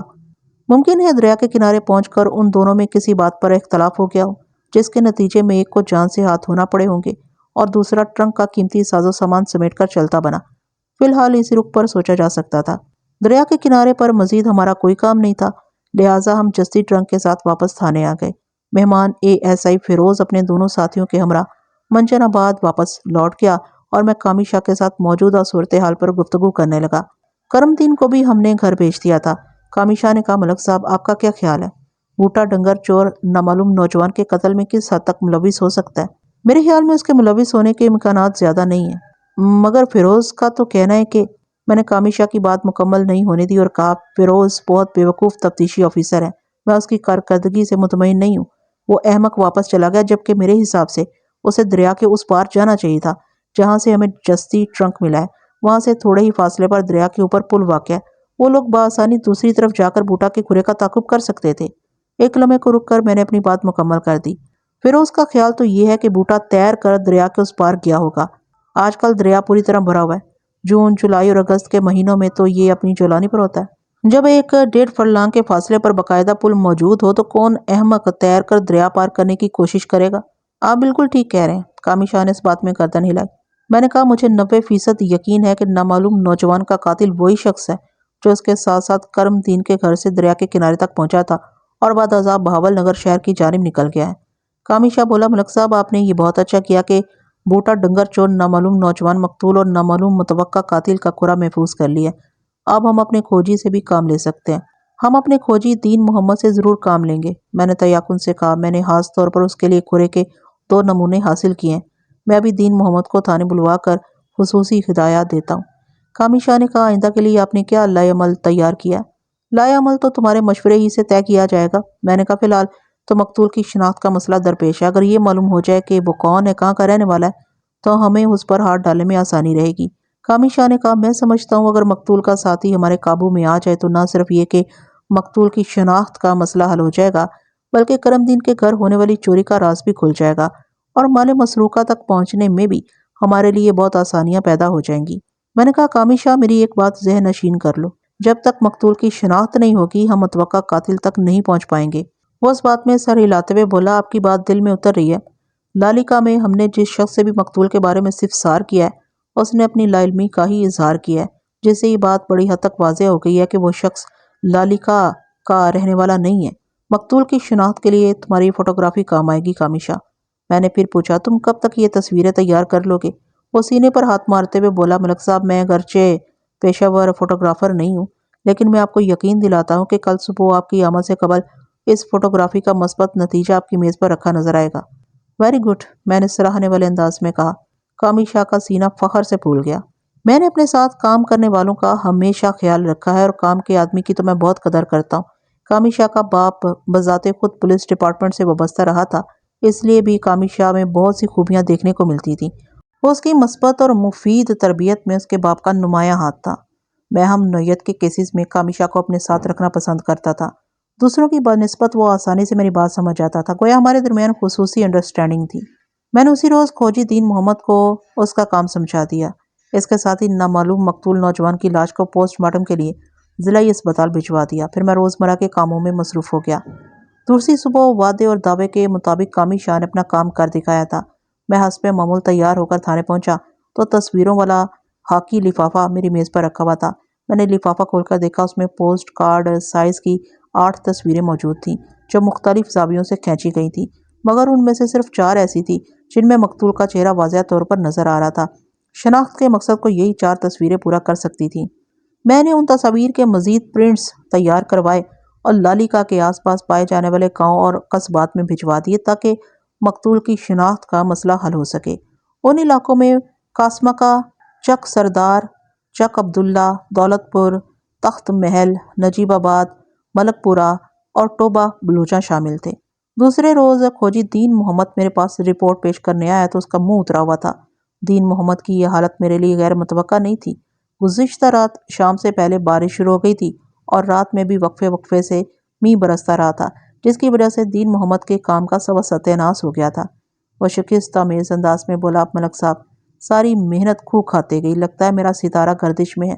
تمام ستارے ہر وقت گردش میں رہتے ہیں دین محمد، میں نے اس کی آنکھوں میں دیکھتے ہوئے کہا، ان کے لیے حکم خداوندی یہی ہے، اس لیے ستاروں کی گردش سے اپنی کامیابیوں اور ناکامیابیوں کو منسوب نہیں کرنا چاہیے۔ وہ ٹوٹے ہوئے لہجے میں بولا، ملک صاحب، میں نے کل دوپہر تک جو کام کیا تھا وہ بھی ضائع ہو گیا اور آئندہ کے لیے تو بالکل بھی امید نہیں رہی۔ بارش نے اگلے پچھلے سارے کھرے مٹا دیے۔ مایوسی گنائے دین محمد، میں نے ڈانٹ امیز انداز میں کہا، قدرت کی طرف سے اگر ایک راستہ بند ہوتا ہے تو اس سے کہیں زیادہ بہتر راستہ کھل جاتا ہے۔ انسان کو باعمل ہونا چاہیے، وہ تم نے سنا نہیں ہے، عمل سے زندگی بنتی ہے، جنت بھی جہنم بھی۔ جی ہاں، سنا ہے، وہ بیچ میں بول پڑا۔ سنا ہے تو اچھی بات ہے، میں نے قطع کلامی کا برا منائے بغیر کہا، اگر نہیں سنا تو کان کھول کر سن لو۔ قدرت کسی بھی شخص کی محنت کو رائگاں نہیں جانے دیتی، محنت ضرور پھلتی ہے۔ اگر گزشتہ روز کی بارش نے کھرے کے سلسلے میں ہمیں مایوس کیا تو انشاءاللہ مطلوبہ لوگوں تک پہنچنے کے لیے ہمیں کوئی دوسرا وسیلہ حاصل ہو جائے گا۔ ہماری محنت ضرور رنگ لائے گی دین محمد، تم دیکھ لینا، میں محنت کے نتائج پر کامل یقین رکھتا ہوں۔ دین محمد کھوجی کچھ دیر تک میرے پاس بیٹھا تازہ ترین حالات پر بات چیت کرتا رہا، پھر اٹھ کر چلا گیا۔ وہ پورا دن میں تھانے میں مصروف رہا۔ کچھ فوری نوعیت کے معاملات کے لیے میرا تھانے میں رہنا ضروری ہو گیا تھا۔ رات کو جب میں اپنی ڈیوٹی ختم کر کے کمرے سے نکلنے لگا تو کامی شاہ میرے پاس آ گیا اور بوجھل لہجے میں بولا، ملک صاحب ایک بری خبر ہے۔ وہ کیا بھائی؟ میں بھی پریشان ہو گیا۔ اطمینان سے بیٹھ جائیں تو بتاتا ہوں، ASI کامی شاہ نے کہا۔ میں اپنی کرسی پر بیٹھ گیا اور سوالیہ نظر سے کامی شاہ کو تکنے لگا۔ وہ کرسی پر بیٹھتے ہوئے بولا، ملک صاحب چاچا کرمو کا انتقال ہو گیا ہے۔ میں اچھل پڑا۔ آج شام سے تھوڑی دیر پہلے، اس نے بتایا۔ میں نے بے چینی کے عالم میں پوچھا، تمہارا مطلب ہے کرم دین کی موت واقع ہو گئی ہے؟ وہی کرم دین جس کے گھر میں 2 روز قبل چوری ہو گئی تھی؟ جی ہاں، میں اسی کرم دین عرف چاچا کرمو کی بات کر رہا ہوں۔ میں نے افسوس بھرے انداز میں سر ہلاتے ہوئے پوچھا، یہ کیسے ہوا بھائی؟ تفصیل تو مجھے معلوم نہیں ہے ملک صاحب، کامی شاہ نے بتایا۔ مجھے بھی ابھی تھوڑی دیر پہلے ہی پتا چلا۔ سنا ہے آج صبح اس کے گھر میں کچھ مہمان آئے ہوئے تھے۔ مہمانوں کے جانے کے بعد کرمو کی طبیعت خراب ہو گئی۔ پھر شام سے ذرا پہلے اس کی روح قفس انصری سے پرواز کر گئی۔ میں نے دکھ بھرے لہجے میں کہا، یہ تو واقعی بہت بری خبر ہے ملک صاحب۔ میرا خیال ہے ہمیں فوراً کرم دین کے گھر جانا چاہیے، کامی شاہ نے بھرائی ہوئی آواز میں کہا۔ میں جلدی سے بولا، تمہارا خیال انتہائی نیک اور بروقت ہے۔ پھر میں نے اپنی جیبوں کو ٹٹولتے ہوئے کہا، چلو میں تیار ہوں۔ وہ بھی تلا نپا بیٹھا تھا۔ اٹھ کر کھڑے ہوتے ہوئے بولا، چلیں جناب۔ میں نے اپنی جیبوں میں ہاتھ ڈال کر یہ اطمینان کر لیا تھا کہ میرے لباس میں کاغذ قلم موجود تھا۔ یہ ہمیشہ سے میری عادت رہی ہے کہ میں اپنے پاس کاغذ قلم ضرور رکھتا ہوں، یہ میرے پیشے کا تقاضا بھی ہے۔ ان دونوں چیزوں کی کسی بھی وقت مجھے ضرورت پیش آ سکتی تھی۔ اگر عام حالات میں کرم دین کی موت کی خبر مجھ تک پہنچتی تو شاید میں اس کے گھر جانے کا فیصلہ نہ کرتا، لیکن آج کل وہ جن حالات سے گزر رہا تھا اس کا یہی تقاضا تھا کہ اس کے ساتھ ذرا سی بھی اونچ نیچ ہونے کی صورت میں مجھے فوراً اس کی خبر گیری کے لیے جانا چاہیے تھا۔ جب ہم کرم دین کے گھر پہنچے تو ہم نے وہاں کی فضا کو سوگوار اور ماتمی پایا۔ بہت جلد اس بات کی تصدیق ہو گئی کہ کرم دین واقعی اب اس دنیا میں نہیں رہا تھا۔ میں نے پہلی فرصت میں مرحوم کی بیوی زینت بی بی سے ملاقات کی۔ اس کی مناسب اور سچی اشک شوئی کے بعد میں نے اس سے کرم دین کے انتقال کے بارے میں دریافت کیا۔ اس وقت تک وہ خود کو کافی حد تک سنبھال چکی تھی۔ میرے سوالات کے جواب میں اس نے مختصراً بتایا، تھانے دار صاحب آج صبح فورٹ عباس والے آئے تھے۔ کون فورٹ عباس والے؟ اب وہی جناب، کرمو کا بڑا بھائی اور بھابھی، زینت نے اکتاہٹ آمیز لہجے میں بتایا۔ میں نے کہا، تمہارا مطلب ہے فضل دین اور شائستہ بیگم؟ فضل دین اور شائستہ بیگم، وہ نفرت بھرے انداز میں بولی۔ پھر کہا، میں تو کہتی ہوں وہ بے دین اور ناشائستہ بیگم ہے۔ زینت کے لہجے کی کڑواہٹ سے میں نے اندازہ لگا لیا تھا کہ وہ اپنے جیٹھ اور جیٹھانی کو سخت ناپسند کرتی تھی۔ شاید اس کی ایک بنیادی اور اہم وجہ یہ رہی ہو کہ وہ دونوں اپنے بیٹے کی شادی نگو سے کرنے والے تھے، جبکہ زینت کی خواہش تھی کہ اس کی بیٹی نگت پروین عرف نگو اس کے بھانجے نادر علی کی دلہن بنے۔ میں نے ٹٹولنے والے انداز میں پوچھا، کیا وہ دونوں چوری والے سانحے پر افسوس کرنے آئے تھے؟ ہونا تو یہی چاہیے تھا تھانے دار صاحب، وہ طنزیہ لہجے میں بولی۔ میں نے کہا، تمہارے انداز سے لگتا ہے ایسا ہوا نہیں، کیوں میں ٹھیک کہہ رہا ہوں نا؟ وہ سر کو اس باتی جنبش دیتے ہوئے بولی، آپ 16 نے درست کہہ رہے ہیں جناب۔ ایک لمحے کے توقف سے اس نے بات کو آگے بڑھایا، میرا بھی یہی خیال تھا کہ وہ ہمیں تسلی دلاسا دینے آئے ہیں، مگر جب انہوں نے بات چیت شروع کی تو ان کی اصلیت عیاں ہو گئی۔ وہ اصلیت جو میں تو اچھی طرح جانتی تھی، مگر کرمو ہی نے اپنی آنکھوں پر پٹی باندھ رکھی تھی۔ وہ بھائی کے خلاف ایک لفظ سننے کو تیار نہیں ہوتا تھا۔ میں نے اصل موضوع کی طرف آتے ہوئے کہا، فضل دین اور اس کی بیوی نے آپ لوگوں سے کیا کہا تھا؟ کہنا کیا تھا جی؟ وہ ہاتھ کو فضا میں ایک مخصوص حرکت دیتے ہوئے بولی۔ انہوں نے پہلے تو سرسری انداز میں ہماری چوری پر افسوس کیا، پھر دونوں میاں بیوی تنہائی میں بیٹھ کر آپس میں کافی خسر پسر کرتے رہے۔ آدھے گھنٹے بعد فضل دین نے فیصلہ سنا دیا۔ ایک لمحے کو رک کر زینت نے میری طرف دیکھا اور سوال کیا، آپ جانتے ہیں فضل دین نے کیا فیصلہ سنایا تھا؟ اگرچہ میں اس معاملے کی تہہ تک پہنچ گیا تھا، تاہم میں نے متوفی کی بیوہ کی زبانی سننے کو ترجیح دی اور نفی میں گردن ہلاتے ہوئے کہا، نہیں، مجھے تو کچھ اندازہ نہیں ہے۔ آپ کو کیا؟ کسی کو بھی اندازہ نہیں ہو سکتا، وہ ایک ترنگ میں بولی۔ فضل نے اپنے کمینے پن اور لالچی فطرت کا اتنا شاندار مظاہرہ کیا تھا کہ کسی کا دھیان اس طرف جا ہی نہیں سکتا۔ میں سننے کو بے چین ہوں، میں نے مصنوعی اشتیاق کا اظہار کرتے ہوئے کہا۔ وہ فخریہ لہجے میں بولی، فضل دین نے نہایت ڈٹائی سے یہ فیصلہ سنا دیا تھا کہ وہ اب نگو کو اپنی نوح نہیں بنا سکتا۔ اس نے قادر بخش کی شادی نگو سے کرنے سے صاف انکار کر دیا تھا۔ ہو، میں نے ایک طویل سانس خارج کی۔ میرا اندازہ بالکل درست ثابت ہوا تھا۔ میں نے بھی جو کچھ سوچا تھا اس کا نتیجہ یہی نکلتا تھا۔ دیکھا آپ نے اس کمزاد کا کمینہ پن؟ بات کرتے ہوئے زینت کے لہجے سے نفرت کی چنگاریاں سی چھوٹ رہی تھیں۔ واقعی یہ تو بہت ہی برا ہوا زینت بی بی، میں نے ہمدردانہ لہجے میں کہا۔ اور بپھرے ہوئے لہجے میں بولی، یہ تو جو برا ہوا تھا سو ہوا تھا، اس سے بھی کہیں زیادہ برا یہ ہوا تھانے دار صاحب کہ کرمو یہ صدمہ برداشت نہ کر سکا۔ اس کی آواز بھر رہ گئی۔ وہ رندھے ہوئے گلے سے بولی، میں بیوہ ہو گئی اور میری بچی یتیم۔ میں کچھ دیر تک خاموش بیٹھا، اس کے سنبھلنے کا انتظار کرتا رہا۔ اس کا جذباتی ہیجان قدرے کم ہوا تو میں نے پوچھا، کرم دین کی موت کس طرح واقع ہوئی ہے؟ وہ آنسو پونچھتے ہوئے بولی، فضل دین کے رشتے سے صاف انکار نے کرموں کو بہت افسردہ کر دیا تھا۔ وہ دوپہر سے شام تک مختلف طریقوں سے بھائی اور بھابھی کی منت سماجت کرتا رہا کہ کسی طرح وہ اس رشتے سے پیچھے نہ ہٹیں، مگر وہ دونوں انتہائی ظالم اور شفاق ثابت ہوئے۔ کرم دین کی اور میری ہر کوشش ناکام ہو گئی۔ وہ اپنے موقف سے ایک سوت ادھر ادھر نہ ہٹے، اور جب ہمارا اصرار بے حد بڑھ گیا تو وہ یہ کہتے ہوئے ہمارے گھر سے رخصت ہو گئے، یہ شادی اب ناممکن ہے۔ اگر ایک ہفتے کے اندر اندر داج کا معقول بندوبست کر لو تو پھر کوئی راہ نکالی جا سکتی ہے۔ یہ سہولت بھی ہم اس لیے دے رہے ہیں کہ رشتہ داری کا لحاظ ہے، ورنہ بغیر جہیز کے شادی کا تو ہم تصور بھی نہیں کر سکتے۔ یہ کہہ کر وہ ایک لمحے کو خاموش ہوئی، پھر سوالیہ انداز میں میری طرف دیکھتے ہوئے بولی، دیکھا آپ نے رشتہ داری کا لحاظ کتنا مثالی اور یادگار ہے۔ زینت کے الفاظ زہر میں بجھے ہوئے تھے۔ وہ جو کہانی سنا رہی تھی، اگر سب کچھ ویسا ہی تھا تو یہ نہایت ہی افسوسناک واقعہ تھا۔ میں نے پوچھا، ان کے جانے کے بعد کیا ہوا تھا؟ کرم دین ایک چارپائی پر ڈھہ گیا تھا، زینت نے بتایا۔ میں اور نکو اس کی خبر گیری میں لگ گئیں۔ وہ اپنے سینے میں درد کی شکایت کر رہا تھا۔ کچھ دیر تک وہ سینے کو دباتا رہا، پھر سینہ دبانے والے ہاتھوں میں حرکت نہ رہی۔ وہ بے جان ہو گئے تھے۔ ہم نے کرم دین کو ٹٹول کر دیکھا، دھاڑے مار مار کر رونے لگے۔ اس کے صرف ہاتھ ہی نہیں بلکہ پورا جسم بے جان ہو چکا تھا۔ 2 زہریلے جانوروں نے اس کی جان نکال دی تھی۔ میں نے پوچھا، تمہارا اشارہ فضل دین اور اس کی بیوی کی طرف ہے؟ جی ہاں، وہ نفرت آمیز لہجے میں بولی، خاص طور پر شائستہ کی طرف۔ وہ کیوں زینت؟ وہ اس لیے کہ وہی منحوس پھاپا کٹنی اپنے دیور کی قاتل ہے۔ اس کے جواب نے مجھے چونکا دیا۔ میں نے استفسار کیا، وہ کرم دین کی قاتل کس طرح ہے؟ زینت نے سلگتے ہوئے انداز میں جواب دیا، تھانے دار صاحب، سچی بات تو یہ ہے کہ شائستہ اپنے بیٹے قادر بخش کی شادی اپنی بھتیجی رضوانہ سے کرنا چاہتی تھی، مگر فضل دین نے اس کی مخالفت کرتے ہوئے ہمارے گھر میں اپنے بیٹے کا رشتہ طے کر دیا۔ اس فیصلے سے شائستہ کو بہت مرچیں لگیں اور وہ اس رشتے کو ختم کرنے کی تگ و دو میں لگ گئی۔ شائستہ کا بھائی فرید احمد صاحب حیثیت آدمی ہے۔ وہ اپنی بیٹی رضوانہ کو داج میں بہت کچھ دے سکتا ہے۔ یہ دونوں میاں بیوی بنیادی طور پر لالچی اور خود غرض ہیں۔ اسی وجہ سے فضل دین نے نگو کے رشتے کے لیے 15 تولے سونے کے زیورات کی شرط لگا دی تھی، جو کرم دین نے بڑے بھائی کا منہ دیکھتے ہوئے فوراً تسلیم کر لی۔ لیکن جستی ٹرنک کی چوری کے بعد تو ہمارے حالات یکسر بدل چکے ہیں۔ انہی حالات کی مار مارتے ہوئے فضل دین اور شائستہ نے نگو کا رشتہ ختم کر دیا ہے۔ وہ 1-2 لمحے سانس لینے کے لیے رکی، پھر بات جاری رکھتے ہوئے بولی، تھانے دار صاحب، میں یہ بات پورے وثوق سے کہہ رہی ہوں کہ فضل نے اپنی بیوی کے دباؤ میں آ کر نگو کا رشتہ ختم کیا، کیونکہ 1-2 موقع پر آج بھی شائستہ نے رضوانہ کا ذکر کیا تھا اور اپنے بھائی کی عمارت وغیرہ کا بھی تذکرہ کیا تھا۔ تمہاری باتوں سے تو لگتا ہے کہ شائستہ قادر بخش کی شادی اب اپنی بھتیجی رضوانہ سے ہی کرے گی، میں نے سوالی انداز میں کہا۔ اس نے اس بات میں جواب دیا، بالکل ایسے ہی ہوگا، میں نے کہا، اور اب تو اس بات کے بھی امکانات پیدا ہو گئے ہیں کہ نگو کی شادی تمہارے بھانجے نادر علی سے ہو جائے۔ یہ تو بات کی باتیں ہیں تھانے دار صاحب، وہ نظر چراتے ہوئے بولی، ابھی تو گھر میں کرم دین کی میت پڑی ہوئی ہے، اس کے کفن دفن اور سوئم چہلم سے فارغ ہو جائیں تو دیکھا جائے گا۔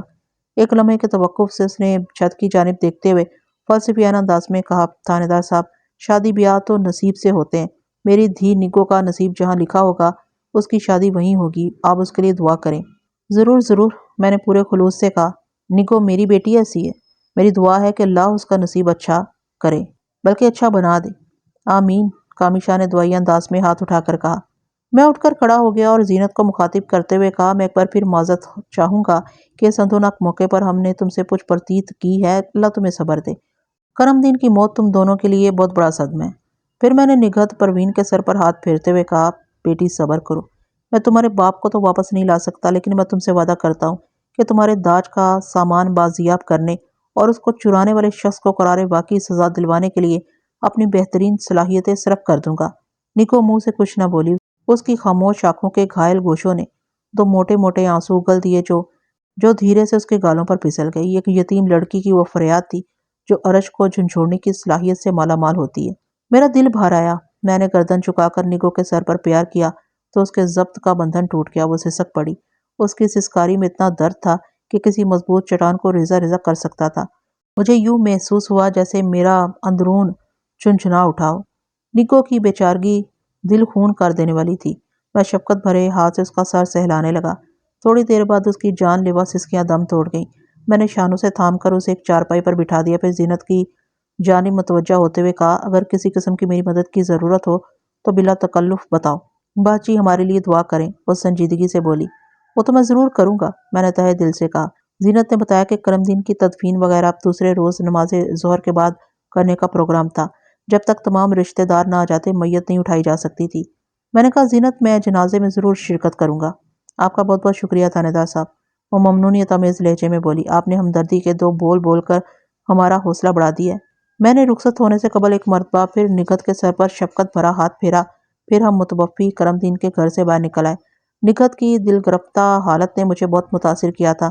وہ 19-20 سال کی ایک نازک سی لڑکی تھی، بالکل کسی خوبصورت اور معصوم گڑیا کے مانند۔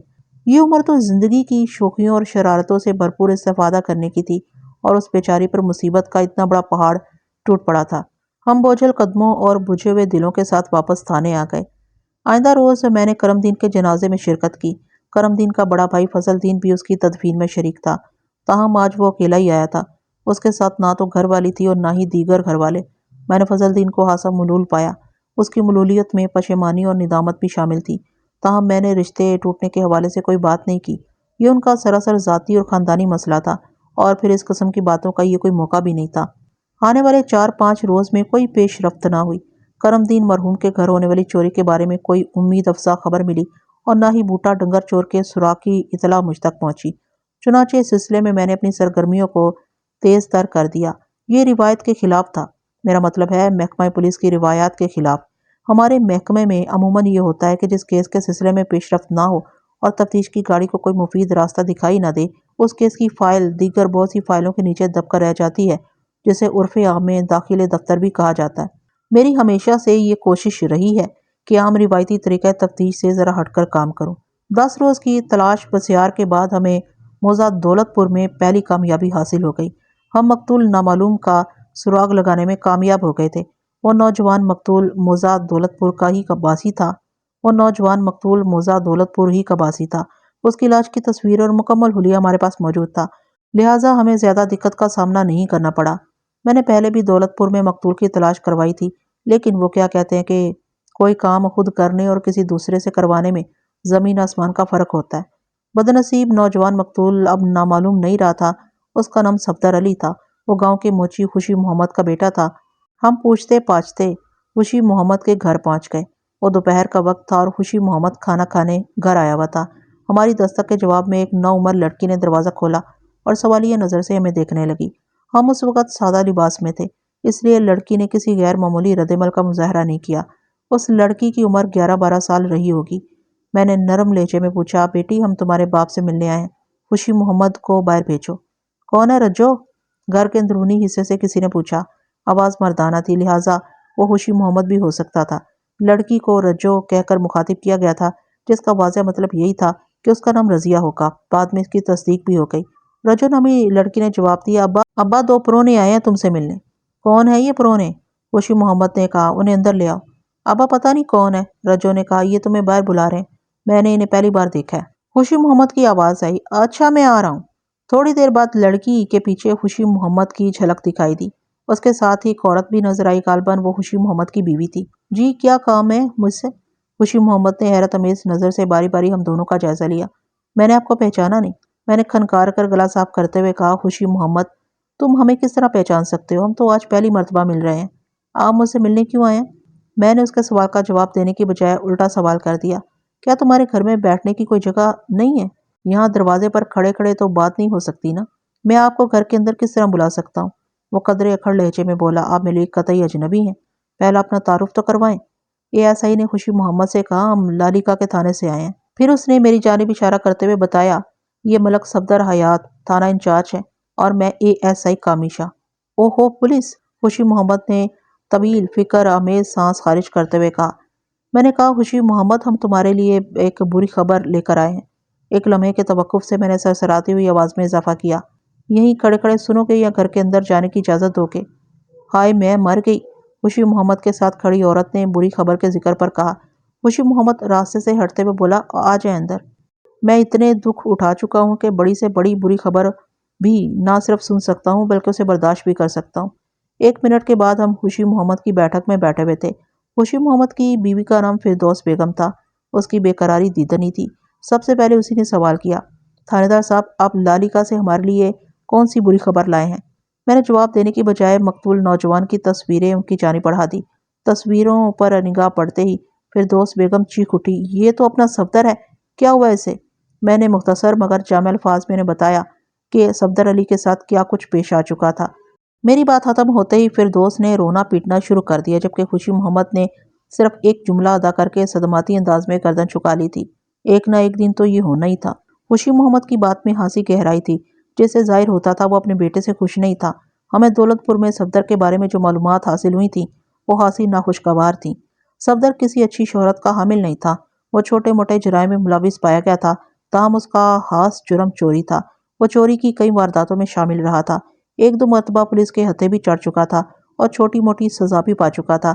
یہ یقینی بات تھی کہ وہ اپنے بیٹے کے کرتوتوں سے آگاہ تھا۔ اسے ہر وقت یہ دھڑکا لگا رہتا ہوگا کہ صفدر کسی بڑی مصیبت میں گرفتار ہو سکتا ہے۔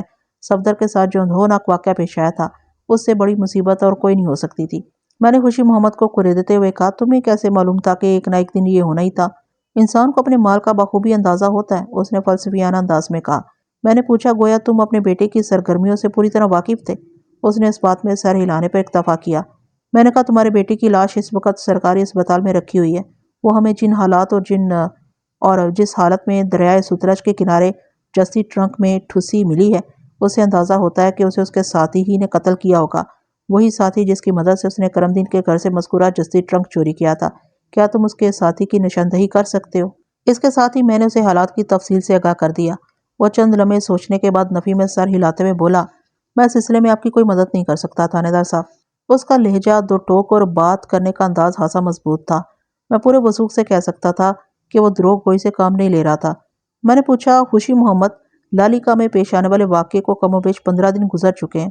اتنے ہی دنوں سے تمہارا بیٹا صفدر بھی گھر سے غائب تھا، تم نے اس کے غیاب کا کوئی نوٹس کیوں نہیں لیا؟ میں کیا نوٹس لیتا جناب؟ وہ مجروح نظر سے مجھے دیکھتے ہوئے بولا۔ میں نے کہا، تمہیں چاہیے تھا کہ صفدر کو تلاش کرتے۔ میں اسے کہاں تلاش کرتا؟ وہ سادگی سے بولا، پہلے بھی وہ 2-4 دن کے لیے گھر سے غائب ہو جاتا ہے اور خود ہی واپس بھی آ جاتا ہے۔ میں نے سوچا اس مرتبہ بھی وہ خود ہی آ جائے گا۔ خوشی محمد، میں نے قدرے سخت لہجے میں اسے مخاطب کیا، 2-4 دن اور پورے 15 دن میں بہت فرق ہوتا ہے۔ تم تو اطمینان سے ہاتھ پر ہاتھ رکھے بیٹھے تھے۔ وہ بیچارگی سے بولا، میں اور کر بھی کیا سکتا ہوں جناب، صفدر میری سنتا ہی کب تھا۔ میں نے ایک طرح سے اس سے قطع تعلق کر رکھا تھا۔ میں خوشی محمد کی مجبوری کو اچھی طرح سمجھ رہا تھا۔ نافرمان اور بے راہ روح اولاد کا باپ بڑی اذیت میں مبتلا ہوتا ہے، وہ ایک ایسی نادیدہ تکلیف برداشت کرتا رہتا ہے جس کا کسی اور سے ذکر بھی نہیں کیا جا سکتا۔ میں نے ایک مجبور اور بے کس باپ سے سوال کیا، خوشی محمد، ٹھیک ہے تم اپنے بگڑے ہوئے بیٹے کے معاملات میں زیادہ دلچسپی نہیں لیتے تھے، مگر تمہیں یہ تو معلوم ہی ہوگا کہ اس کا زیادہ اٹھنا بیٹھنا کن لوگوں میں تھا؟ میں اس کے کالے کرتوتوں سے زیادہ واسطہ نہیں رکھتا تھا جناب، خوشی محمد نے دکھی لہجے میں کہا، مگر اتنا ضرور جانتا ہوں کہ منظور کا زیادہ میل تال منظورے سے تھا۔ یہ منظورہ کون ہے خوشی محمد؟ میں نے پوچھا۔ وہ بیزاری سے بولا، صفدر ہی کی طرح کا ایک اوباش شخص ہے جناب، منظورے سے کہاں ملاقات ہو سکتی ہے؟ خوشی محمد نے منظورے کے گھر کا پتہ بتایا اور کہا، مجھے نہیں یقین کہ وہ آپ کو گھر پر مل جائے، وہ ادھر ادھر آوارہ گھومتا رہتا ہے۔ ادھر ادھر کہاں؟ یہ تو آپ کو پوچھ پاچھ کر خود ہی پتہ چلانا ہوگا۔ اس نے کہا، منظورہ بہت ہی کمینہ فطرت اور بدذات آدمی ہے، صفدر کو بگاڑنے میں بھی اسی کا ہاتھ ہے۔ میں خوشی محمد اور اس کے اہل خانہ کے لیے ایک اندھوناک اور دل خراش خبر لے کر آیا تھا۔ یہ ایسا موقع نہیں تھا کہ میں اپنے سوالات سے انہیں مزید زج کرتا۔ میں نے خوشی محمد کو صفدر کی لاش حاصل کرنے کا طریقہ کار بتایا اور 2-4 ہمدردی کے کلمات ادا کر کے اس کے گھر سے اٹھایا۔ کامی شاہ نے مجھ سے پوچھا، ملک صاحب منظورے کو کس طرح تلاش کیا جائے؟ میں نے کہا، پہلے تو یہاں سے سیدھے اس کے گھر چلتے ہیں، اگر وہ خوشی محمد کے اندازے کے مطابق گھر پر نہ پایا گیا تو پھر کچھ اور سوچیں گے۔ آدھے گھنٹے کے بعد خوشی محمد کا اندازہ درست ثابت ہو گیا۔ اب کیا کریں ملک صاحب؟ کامی شاہ نے سوال کیا۔ میں نے کہا، اب ہم چودھری نظام دین کے پاس چلتے ہیں۔ چودھری نظام دین؟ کامی شاہ کے لہجے میں حیرت تھی۔ یہ کون شخصیت ہے ملک صاحب؟ میں نے اپنی ذاتی معلومات کی روشنی میں بتایا، چودھری نظام دین موضع دولت پور کا ایک بااثر شخص ہے۔ وہ چودھریوں کے خاندان سے تعلق نہیں رکھتا، تاہم اسے ہر قسم کے معاملات میں ٹانک پھنسانے کا شوق ہے، اس لیے بھی لوگ اسے چودھری کہہ کر پکارتے ہیں۔ نام تو اس کا نظام دین ہے، مگر چودھری نظام دین مشہور ہو گیا۔ وہ خاصا چلتا پرزا قسم کا انسان ہے۔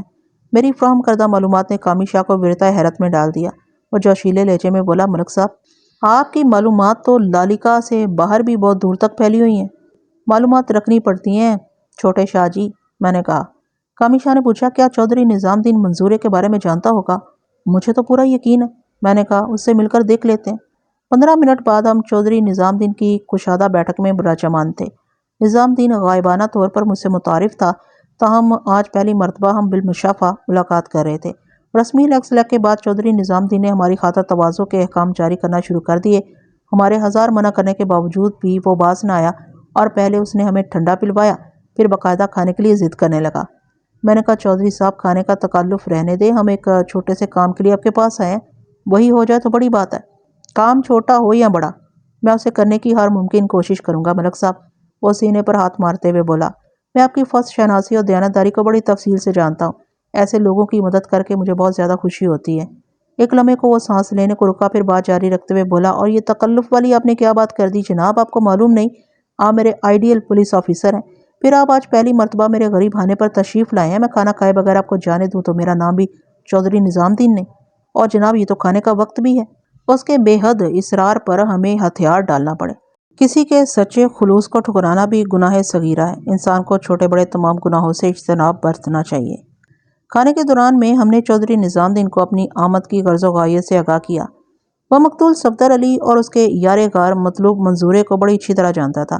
صفدر علی کے حسرت ناک انجام پر اس نے گہرے تأسف کا اظہار کرتے ہوئے کہا، ملک صاحب پتہ نہیں آج کل کے نوجوانوں کو ہو کیا گیا ہے، تعمیر کی بجائے تحریب میں ان کا زیادہ دھیان لگتا ہے۔ بہرحال صفدر کے ساتھ جو ہوا، تاریک راہوں کا مسافر روشنی کی منزل تک کیسے پہنچ سکتا ہے؟ آپ ٹھیک کہتے ہیں ملک صاحب، چودھری نظام الدین نے تائید کی۔ میں نے کہا چودھری صاحب ساری بات تو ہم نے آپ کو بتا دی ہے، اب یہ فرمائے کہ منظورے سے ملاقات کس طرح ہوگی؟ صفدر کے باپ نے بتایا کہ منظورے کے ساتھ صفدر کے گہرے روابط تھے اور وہی شخص صفدر کو بگاڑنے والا بھی ہے۔ صفدر کے باپ کا خیال بھی ٹھیک ہی ہے۔ نظام الدین اس بات میں گردن ہلاتے ہوئے بولا، منظورہ بڑا بدکماش آدمی ہے، میں اس بدکماش سے فوراً ملنا چاہتا ہوں۔ میں نے کہا۔ نظام الدین بولا، آپ مجھے صرف 1 گھنٹہ دے دیں، اگر منظورہ دولت پور میں ہوا تو میں اسے آپ کے سامنے پیش کر دوں گا۔ بھئی 1 گھنٹہ تو بہت زیادہ ہے، میں نے کہا۔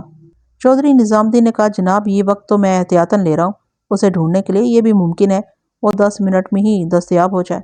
چلو ٹھیک ہے بھائی، میں نے فیصلہ کن لہجے میں کہا، ہم 1 گھنٹہ انتظار کر لیں گے۔ پھر وہ ہم سے اجازت لے کر تھوڑی دیر کے لیے گھر سے باہر چلا گیا۔ چودھری نظام الدین کی واپسی آدھے گھنٹے بعد ہوئی تھی، اور حوصلہ افزا خبر یہ تھی کہ وہ خالی ہاتھ نہیں آیا تھا، ہمارا مطلوبہ بندہ منظورہ اس کے ساتھ تھا۔ ملک صاحب اگر 5 منٹ بھی دیر ہو جاتی تو منظورے نے ہاتھ سے نکل جانا تھا۔ چودھری نظام الدین نے تیز لہجے میں کہا، یہ اللہ کا بندہ منڈی چشتیاں جانے کے لیے بس میں سوار ہونے ہی والا تھا۔ کیا یہ اللہ کا بندہ خیر سے منڈی چشتیاں جا رہا تھا؟ میں نے پوچھا۔ جی ہاں، یہ وہاں خیر خیریت ہی سے جا رہا تھا۔ کیا آپ نے اسے ہماری آمد کے مقصد سے آگاہ کر دی ہے؟ نظام الدین نے جواب دیا، بڑی تفصیل سے جناب، اور مجھے خوشی ہے کہ آپ کے لیے خاصی گرما گرم خبریں ہیں۔ وہ کیا بھائی؟ میں سیدھا ہو کر بیٹھ گیا۔ چودھری نظام الدین نے کہا، آپ خود ہی سے سوال جواب کر لیں، میں ذرا ٹھنڈے وغیرہ کا انتظام کرتا ہوں۔ پھر وہ بیٹھک سے اٹھ کر گھر کے اندرونی حصے کی جانب چلا گیا۔ میں منظورے کی جانب متوجہ ہو گیا۔ وہ 25-26 سال کا ایک جوان کاٹھی والا شخص تھا۔ اس نے ہاسی گنجان مونچھیں رکھ چھوڑی تھیں۔ چودھری نظام الدین اسے ہمارے بارے میں کافی کچھ بتا چکا تھا، تاہم میں نے پھر بھی اسے صورتحال سے آگاہ کرنا ضروری سمجھا۔ جب میں ساری بات اس کے گوش گزار کر چکا تو میں نے پوچھا، منظورے ہمیں اس بندے کی تلاش ہے جو صفدر علی کے ساتھ جسٹی ٹرنک کی چوری میں ملوث تھا۔ منظورے نے کہا، میرا خیال ہے آپ اسی بندے پر صفدر کے قتل کا شبہ کر رہے ہیں۔ تمہارا خیال درست ہے۔ میں نے کہا، حالات و واقعات اس رخ پر سوچنے کی راہ ہموار کریں منظورے، اور تم ہمیں بتاؤ کہ وہ نامعلوم متوقع قاتل کون ہے۔ میں ہی کیوں بتاؤں گا؟ وہ دبی آواز میں بولا، اس کی کوئی خاص وجہ؟ میں نے اس کے چہرے پر نگاہ جماتے ہوئے کہا، ہاں ہے ایک خاص وجہ۔ وہ خاموشی سے میری جانب دیکھتا رہا، اس کی نظر میں سوال واضح طور پر پڑھا جا سکتا تھا۔ اس دوران میں چودھری نظام الدین پستے بادام والا ٹھنڈا دودھ لے کر بیٹھک میں آ چکا تھا۔ میں نے منظورے کو مخاطب کرتے ہوئے کہا، سب سے خاص وجہ تو یہ ہے کہ صفدر زیادہ تر تمہارے ساتھ پایا جاتا تھا، اور اس کے باپ موچی خوشی محمد کا یہ خیال ہے کہ اسے بگاڑنے میں بھی تمہارا ہی ہاتھ ہے۔ اس کے معمولات اور سرگرمیوں کے بارے میں تم سے زیادہ اور کون جان سکتا ہے؟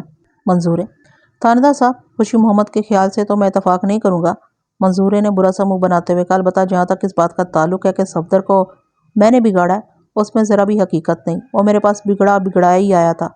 ایک لمحے کے توقف سے اس نے اضافہ کیا، جناب میں تو کئی دن سے صفدر سے ملا ہی نہیں، اس کی سرگرمیوں کے بارے میں کیا بتا سکتا ہوں؟ اب یقین مانے میں نہیں جانتا وہ کس شخص کے ساتھ چوری کی واردات میں ملوث رہا ہے۔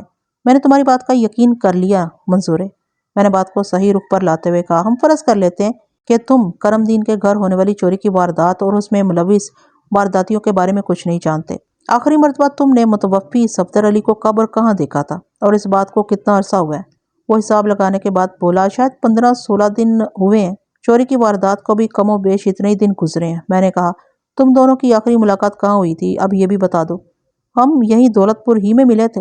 ملاقات میں کیا باتیں ہوئی تھیں؟ میں نے پوچھا۔ وہ بولا، بس عام سی باتیں جیسی روزمرہ کی ہوتی ہیں۔ میں نے سوال کیا، اس نے تمہیں اپنے کسی خاص پروگرام سے آگاہ کیا تھا؟ منظورے نے نفی میں جواب دیا۔ میں نے پوچھا، کوئی ایسا ذکر کیا ہو وہ کچھ عرصے کے لیے دولت پور سے کہیں اور جا رہا ہے؟ جی بالکل نہیں، منظورہ قطعیت سے بولا۔ میں نے تھوڑی دیر سوچنے کے بعد پوچھا، آخری ملاقات سے پہلے صفدر تم سے روزانہ ملتا رہا تھا کیا؟ جی ہاں، ہم روزانہ ہی ملتے تھے۔ اس کی غیر حاضری سے تم تشویش میں مبتلا نہیں ہوئے؟ نہ جی، منظورے نے نفی میں گردن ہلائی۔ وہ پہلے بھی اکثر 2-4 دن کے لیے غائب ہو جاتا تھا، اس لیے بھی میں نے سمجھا فکر کی کوئی بات نہیں۔ میں نے پوچھا، مجھے پتا چلا ہے کہ تمہاری طرح صفدر بھی چھوٹے موٹے جرائم میں ملوث رہا۔ جواب دینے سے پہلے منظورے نے کنکھیوں سے چودھری نظام الدین کو دیکھا۔ چودھری نے سرزنش کرنے والے انداز میں کہا، دیکھ منظورے، ملک صفدر حیات صاحب کی میں بہت عزت کرتا ہوں۔ تم ان کے سامنے کسی غلط بیانی سے کام نہیں لینا، ورنہ مجھ سے برا کوئی نہیں ہوگا۔ تم جانتے ہی ہو میں کس قسم کا بندہ ہوں۔ منظورے نے دونوں ہاتھ جوڑتے ہوئے کہا، چودھری صاحب، اگر آپ ملک صاحب کا احترام کرتے ہیں تو یہ میرے بھی مائی باپ ہیں، میں ان سے جھوٹ نہیں بولوں گا۔ میں نے اس کی تسلی کے لیے کہا، میں یہاں تمہارے جرائم کا کھوج لگانے نہیں آیا منظورے، اس سلسلے میں تمہیں پریشان ہونے کی چندہ ضرورت نہیں ہے۔ میں تو صرف تمہارے توسط سے متوقع قاتل تک پہنچنا چاہتا ہوں۔ وہ تامل کرتے ہوئے بولا، اب تھانے دار صاحب، سچی بات تو یہ ہے کہ ہم کبھی بھی کسی سنگین جرم میں ملوث نہیں رہے۔ چھوٹی موٹی ہیرا پھیری کی بات دوسری ہے۔ شاباش، میں نے سراہنے والے انداز میں کہا، مجھے خوشی ہوئی کہ تم نے دروغ گوئی کا سہارا نہیں لیا، اور اس کے ساتھ یہ بھی امید کرتا ہوں کہ اور بھی میں تم سے جو کچھ پوچھوں گا اس کا تم ٹھیک ٹھیک جواب دو گے۔ ٹھیک ٹھیک کیسے نہیں بتائے گا جناب؟ چودھری نظام الدین نے اسے تیز نظر سے گھورتے ہوئے کہا۔ منظورہ سہم کر میری جانب دیکھنے لگا۔ میں نے ایک بات خاص طور پر محسوس کی تھی کہ چودھری نظام الدین کے سامنے منظورے کو دم مارنے کی جرات نہیں تھی۔ میں نے منظورے کو مخاطب کرتے ہوئے کہا، آخری ملاقات والے دن یا اس سے پہلے تم نے صفدر کے ساتھ کن کن لوگوں کو دیکھا تھا؟ یہ بتانا تو بہت مشکل ہے جناب، وہ الجھن زدہ لہجے میں بولا۔ میں کیا جانوں وہ میرے علاوہ اور کس کس سے ملتا رہا ہوگا؟ اپنی بات ختم کرتے ہی منظورے نے چہرے کے عضلات کو اس طرح سکیڑا جیسے اس کے ذہن میں کوئی خاص بات آ گئی ہو۔ اس موقع پر میں نے جلدی سے کہا، ہاں ہاں کہو منظورے، تم کیا کہنا چاہتے ہو؟ میرے ذہن میں ایک بات آئی ہے، وہ پرخیال انداز میں بولا۔ پتہ نہیں یہ آپ کے لیے اہم ہے یا نہیں۔ میں نے اضطراری لہجے میں کہا، اہم اور غیر اہم کا فیصلہ میں خود کر لوں گا منظورے، تم بات بتاؤ۔ بات دراصل یہ ہے جناب کہ صفدر سے آخری ملاقات کے روز میں نے اس کے ساتھ ایک اجنبی شخص کو بھی دیکھا تھا۔ منظورہ معتدل لہجے میں بولا، کون اجنبی شخص؟ میں نے تیز آواز میں دریافت کیا۔ وہ بولا، جناب اجنبی تو اجنبی ہی ہوتا ہے، اس کے بارے میں آپ کو کیا بتا سکتا ہوں؟ صفدر نے اس اجنبی کا تعارف نہیں کروایا تھا؟ اس نے جواب دیا، صفدر نے اس شخص کے بارے میں سرسری سا بتایا تھا۔ اور مثلاً کیا بتایا تھا؟ میں نے پوچھا۔ مثلاً یہی کہ وہ شخص صفدر کا کوئی مہمان تھا جو ہارون آباد سے آیا تھا، منظورے نے بتایا۔ مہمان کے ذکر پر میں چونکا۔ خوشی محمد سے گفتگو کے دوران میں کسی مہمان کا تذکرہ نہیں ہوا تھا۔ اسی بات کو مد نظر رکھتے ہوئے میں نے منظورے سے کہا، اگر وہ شخص صفدر کا مہمان تھا تو خوشی محمد اس سے بے خبر کیوں ہے؟ ہو سکتا ہے صفدر نے ہارون آباد والے مہمان کے بارے میں اپنے گھر والوں کو کچھ نہ بتایا ہو۔ منظورے نے خیال آرائی کی۔ ایسا ممکن تھا۔ میں ہارون آبادی مہمان کی حقیقت جاننے کے لیے بے چین ہو گیا۔ وہ ایک ایسا پراسرار شخص ثابت ہو رہا تھا جس کے بارے میں نہ تو صفدر کا یار غار منظورہ کچھ جانتا تھا اور نہ ہی مقتول صفدر کا باپ خوشی محمد اسے واقف تھا۔ یہ پراسرار شخص میری نظر میں بہت اہم ہو گیا۔ میں نے اپنے سامنے بیٹھے ہوئے منظورے سے سوال کیا، اس اجنبی ہارون آبادی مہمان کا کوئی نام بھی تو ہوگا؟ نہ صفدر نے مجھے بتایا اور نہ ہی میں آپ کو بتا سکتا ہوں، منظورے نے کہا۔ ویسے آپ کی یہ بات ٹھیک ہی ہے کہ اس کا کوئی نہ کوئی نام ضرور ہوگا۔ میں نے کہا، میں اسے بھی ڈھونڈ نکالوں گا، اس کا نام بھی جان لوں گا، لیکن تم صرف اتنا کرو کہ اس مہمان کا تفصیلی حلیہ مجھے بتا دو۔ ایک لمحے کے توقف سے میں نے پوچھا، اب یہ تو نہیں کہو گے کہ تمہیں اس کا حلیہ بھی یاد نہیں رہا؟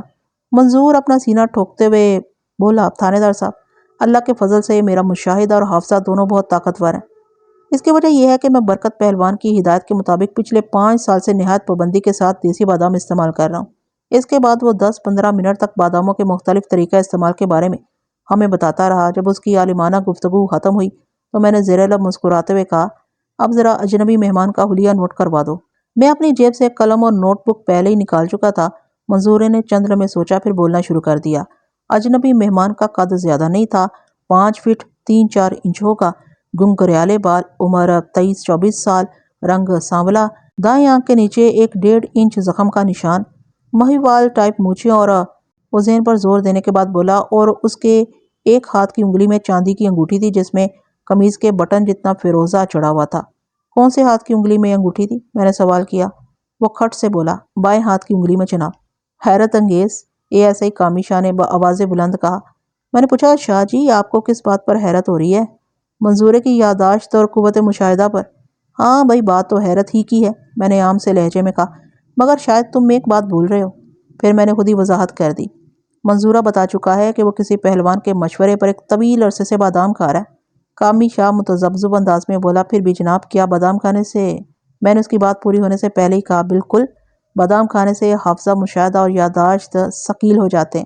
ویسے بھی اب تمہاری ہنرمندی کا امتحان شروع ہونے والا ہے، چاہو تو تم بھی باداموں کا استعمال شروع کر دو۔ میری ہنرمندی کا امتحان؟ کامی شاہ نے کچھ نہ سمجھنے والے انداز میں کہا۔ ہاں برخوردار، میں نے نوٹ بک میں درج اجنبی مہمان کے حلیے کی تفصیل کا جائزہ لیتے ہوئے کہا، واپس لالیکا جا کر تم نے اس حلیے کا اسکیچ بنانا ہے، میں بھی تو دیکھوں کہ آرٹ میں تم کس مقام پر کھڑے ہو۔ جب بات کامی شاہ کی سمجھ میں آ گئی تو خوش دلی سے بولا، ضرور ملک صاحب، میں اس امتحان کے لیے پوری طرح تیار ہوں۔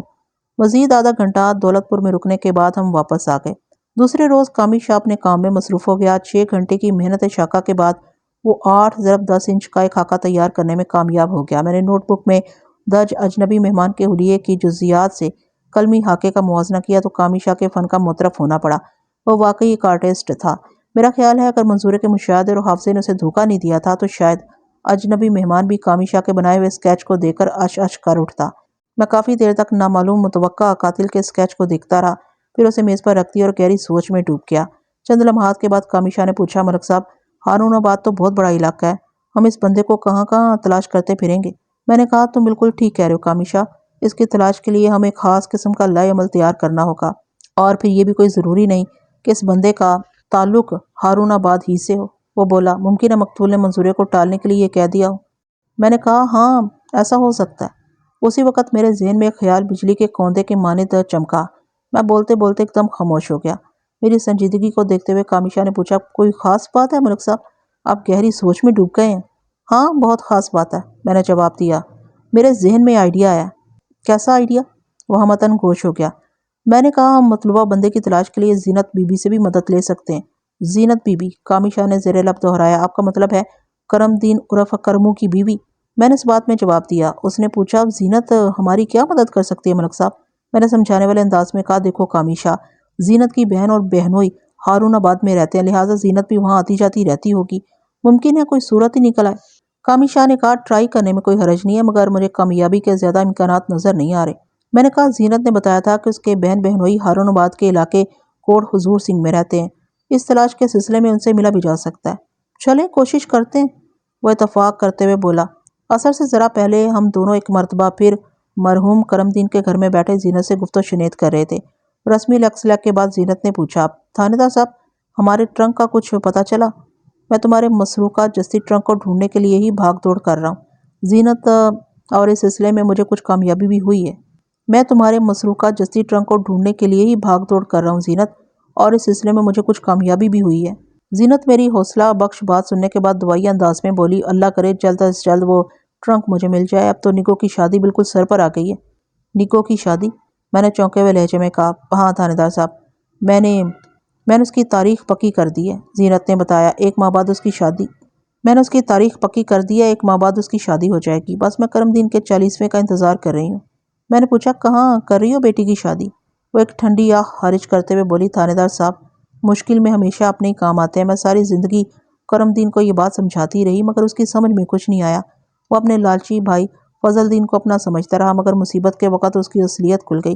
اس نے ہماری بیٹی کے رشتے سے انکار کر دیا، جبکہ میری بہن واقعی میری سچی ہمدرد ہے۔ اس نے اس قسم پسری کی حالت میں بھی میری بیٹی کو اپنی بیٹی بنانے کا اعلان کر دیا۔ میں نے اپنی خواہش کے مطابق نگو کی شادی اپنے بھانجے نادر علی سے کرنے کا فیصلہ کر لیا۔ کتنے فراغ دل اور اعلیٰ ظرف ہیں میرے بہن بہنوئی، انہوں نے ایک دن کا بھی جہیز کے نام پر نہیں مانگا۔ زینت نے جو کہانی سنائی تھی اس کے روشن امکانات موجود تھے۔ کرم دین کی ضد کی وجہ سے نگو کی شادی اپنے تایا زاد وقار بخش سے ہونے جا رہی تھی، ورنہ زینت کا تو پورا زور اپنے بھانجے نادر علی کی طرف تھا جس کی مخالفت کرم دین کر رہا تھا۔ سچ کہتے ہیں سارے جھگڑے زندگی تک ہی ہوتے ہیں۔ میں نے کہا، زینت بی بی تمہاری بہن تو ہارون آباد میں رہتی ہے نا؟ اس نے اس بات میں جواب دیتے ہوئے بتایا، ہاں۔ تھانے دار صاحب، فضیلت بی بی ہارون آباد کے علاقے موزہ کوٹ حضور سنگھ میں رہتی ہے۔ تمہارا بہنوئی کیا کرتا ہے؟ عاشق علی ترکھان ہے، اس نے بتایا، وہیں گاؤں میں اس کی دکان ہے۔ میں نے کہا تم مجھے اپنے بہنوئی عاشق علی کا پتہ اچھی طرح لکھوا دو، 2-4 دن بعد مجھے کسی سرکاری کام سے ہارون آباد جانا ہے، اگر وقت ملا تو عاشق علی سے بھی ملاقات کروں گا، ایسے ہمدرد اور نیک دل انسان سے مل کر مجھے خوشی ہوگی۔ اس نے کوٹ حضور سنگھ میں عاشق علی کے گھر اور دکان کا پتہ تفصیلاً مجھے نوٹ کروا دیا۔ پھر آپ کس سلسلے میں ہارون آباد جا رہے ہیں؟ میں نے کہا ہے ایک محکمہ جاتی کام، ایک بندے کا سراغ لگانا ہے۔ وہ دلچسپی لیتے ہوئے بولی، کیا کسی مجرم کا سراغ لگانا ہے؟ ہاں ایسی بات ہے۔ میں نے کہا دراصل بات یہ ہے کہ مجھے ایک قاتل کی تلاش ہے، اب تک کی تفتیش سے یہ بات سامنے آئی ہے کہ قاتل کا تعلق ہارون آباد سے ہے، میں اسی سلسلے میں وہاں جا رہا ہوں۔ وہ کانوں کو ہاتھ لگاتے ہوئے بولی، جناب کوٹ حضور سنگھ میں تو سب امن پسند اور صلح جو لوگ رہتے ہیں، مجھے نہیں امید کہ آپ کا مطلوبہ قاتل وہاں مل سکے۔ میں نے کہا میں تو پورے ہارون آباد کو ہی چھانوں گا، کہیں نہ کہیں کوئی نہ کوئی اسے جاننے والا مل ہی جائے گا۔ زینت کی دلچسپی گہری ہو گئی، اس نے گہری سنجیدگی سے پوچھا، آپ کو جس آدمی کی تلاش ہے تھانے دار صاحب، اس کا نام کیا ہے؟ اس کا نام ابھی معلوم نہیں ہو سکا۔ پھر تو آپ کے لیے بڑی مشکل ہو جائے گی۔ ہاں مشکل تو ہوگی۔ میں نے کہا شاید اس کی تصویر سے بات بن جائے۔ زینت نے پوچھا کہ آپ کے پاس اس قاتل کی تصویر بھی ہے؟ اندازوں سے بنوائی ہے ایک تصویر۔ میں نے کہا بلکہ وہ ایک قلمی خاکہ ہے جو مطلوبہ قاتل کے معلومہ حلیے کے مطابق تیار کروایا گیا۔ کیا وہ خاکہ آپ مجھے دکھا سکتے ہیں؟ زینت نے اچانک پوچھا۔ ایک لمحے کو میں نے سوچا، پھر وہ اسکیچ زینت کو دکھانے کا فیصلہ کر لیا۔ میں زینت کے مسروقہ جستی ٹرنک کی تلاش کے سلسلے ہی میں قاتل کو ڈھونڈتا پھر رہا تھا، گویا زینت اس کیس کی ایک متعلقہ فرد تھی، لہٰذا اسے خاکہ دکھانے میں مجھے کوئی قباحت محسوس نہیں ہوئی۔ میں نے کہا ہاں میں وہ خاکہ تمہیں دکھا سکتا ہوں۔ پھر اپنی جیب سے کامی شاہ کا تحلیق کردہ وہ خاکہ نکال لیا۔ میں نے مذکورہ خاکے کو 4 طے کر کے رکھا تھا۔ کاغذ کی تہیں کھول کر میں نے وہ خاکہ زینت بی بی کی جانب بڑھا دیا۔ مطلوبہ قاتل کے خاکے پر نظر پڑتے ہی زینت اس طرح اچھلی جیسے اس نے بجلی کے ننگے تار کو چھو لیا ہو۔ میں نے تیزی سے بدلتے ہوئے اس کے چہرے کے تاثرات سے اندازہ لگا لیا کہ وہ اس شخص کو بخوبی پہچان گئی تھی۔ میں نے قدرے سخت لہجے میں پوچھا، تم جانتی ہو اس شخص کو؟ وہ نفی میں گردن جھٹکتے ہوئے بولے، نہیں یہ قاتل نہیں ہو سکتا۔ یہ میرے سوال کا جواب نہیں ہے، میں نے تیز آواز میں کہا، یہ شخص قاتل ہے یا شاہد، یہ فیصلہ کرنا میرا کام ہے۔ تمہاری حالت کو دیکھتے ہوئے میں یقین سے کہہ سکتا ہوں کہ تم اس شخص کو اچھی طرح جانتی ہو۔ جو چیزیں اس خاکے میں نظر نہیں آ رہی وہ میں تمہیں زبانی بتا دیتا ہوں۔ اس شخص کا رنگ سانولا ہے، قد لگ بھگ 5.25 فٹ، اور یہ اپنے بائیں ہاتھ کی ایک انگلی میں چاندی کی انگوٹھی پہنتا ہے جس میں فیروزہ جڑا ہوا ہے۔ اب تم مجھے بتاؤ گی کہ یہ شخص کون ہے، اس کا نام کیا اور کہاں پایا جا سکتا ہے؟ وہ میرے اتنے سوالوں سے گھبرا گئی، تاہم گھبراہٹ سے زیادہ پریشانی اور تشویش نے اسے جکڑ رکھا تھا۔ جب وہ گویا ہوئی تو اس کی آواز میں نکاہت بڑی واضح تھی۔ اس نے شکستہ لہجے میں بتایا، یہ تو نادر علی ہے۔ نادر علی؟ اب میرے اچھلنے کی باری تھی، یعنی تمہارا لاڈلا بھانجا نادر علی؟ ہاں یہ ہو اس کی تصویر ہے، وہ لرزاں لہجے میں بولی۔ کامی شاہ نے معنی خیز نظر سے میری جانب دیکھتے ہوئے کہا، لو جی ملک صاحب، سارا مسئلہ ہی حل ہو گیا۔ زینت نے سراسیمہ لہجے میں دریافت کیا، نادر نے کس کو قتل کیا؟ صفدر علی کو، میں نے بتایا۔ وہ مستفسر ہوئی، یہ صفدر علی کون ہے؟ کیا تم صفدر کو نہیں جانتی؟ نہیں بالکل نہیں، وہ قطعیت سے بولی۔ اب ضروری ہو گیا تھا کہ زینت کو تفصیل سے آگاہ کیا جاتا۔ میں نے کہا، زینت بی بی، تمہارے گھر سے جستی ٹرنک چرانے والے 2 افراد میں سے ایک کی لاش ہمیں اس جستی ٹرنک کے اندر بند دریا کے کنارے پڑی ملی تھی۔ صفدر علی یہ اسی مقتول کا نام ہے، وہ موضع دولت پور کا رہنے والا تھا۔ مگر میرے بھانجے نادر علی کا صفدر سے کیا تعلق ہے؟ زینت نے پوچھا۔ میں نے کہا بہت گہرا تعلق ہے، نادر علی مقتول صفدر کا گہرا دوست تھا۔ زینت کے چہرے پر الجھن امیز حیرت کے بادل منڈلا رہے تھے۔ اس نے بے یقینی کے انداز میں پوچھا، اگر صفدر سے میرے بھانجے کا یارانہ تھا تو نادر علی نے اسے قتل کیوں کیا؟ یہ بات میری سمجھ میں نہیں آ رہی۔ تمہارے سوال کا جواب تو نادر علی ہی دے سکتا ہے، میں نے کہا۔ ہاں اتنا جان لو کہ نادر علی کسی بہت بڑی مصیبت میں گرفتار ہونے والا ہے۔ مجھے بڑی حد تک شبہ ہے کہ جستی ٹرنک کی چوری میں صفدر کا ساتھی نادر علی ہی تھا۔ وہ شدت سے نفی میں گردن جھٹکتے ہوئے بولی، یہ کیسے ہو سکتا ہے؟ نادر علی کو اپنی ماسی خالہ کے گھر میں چوری کرنے کی کیا ضرورت تھی؟ پہلے سوال کی طرح تمہارے اس سوال کا جواب بھی نادر علی ہی دے گا، میں نے کہا۔ ہائے اللہ، یہ کیا ہو رہا ہے؟ وہ آسمان کی طرف دیکھتے ہوئے التجائی انداز میں کراہی، پہلے ہمارے گھر سے قیمتی ساز و سامان والا ٹرنک چوری ہوا، پھر نگوں کا رشتہ ٹوٹا، اور اب میرے بھانجے پر مصیبت آن پڑی ہے۔ ایک لمحے کو رک کر وہ منت امیز لہجے میں مجھ سے کہنے لگی، تھانے دار صاحب آپ یقین کریں، نادر علی اس طرح کا کام نہیں کر سکتا، وہ تو بڑا بیبا بندہ ہے، آپ کو یقیناً کوئی غلط فہمی ہوئی ہے۔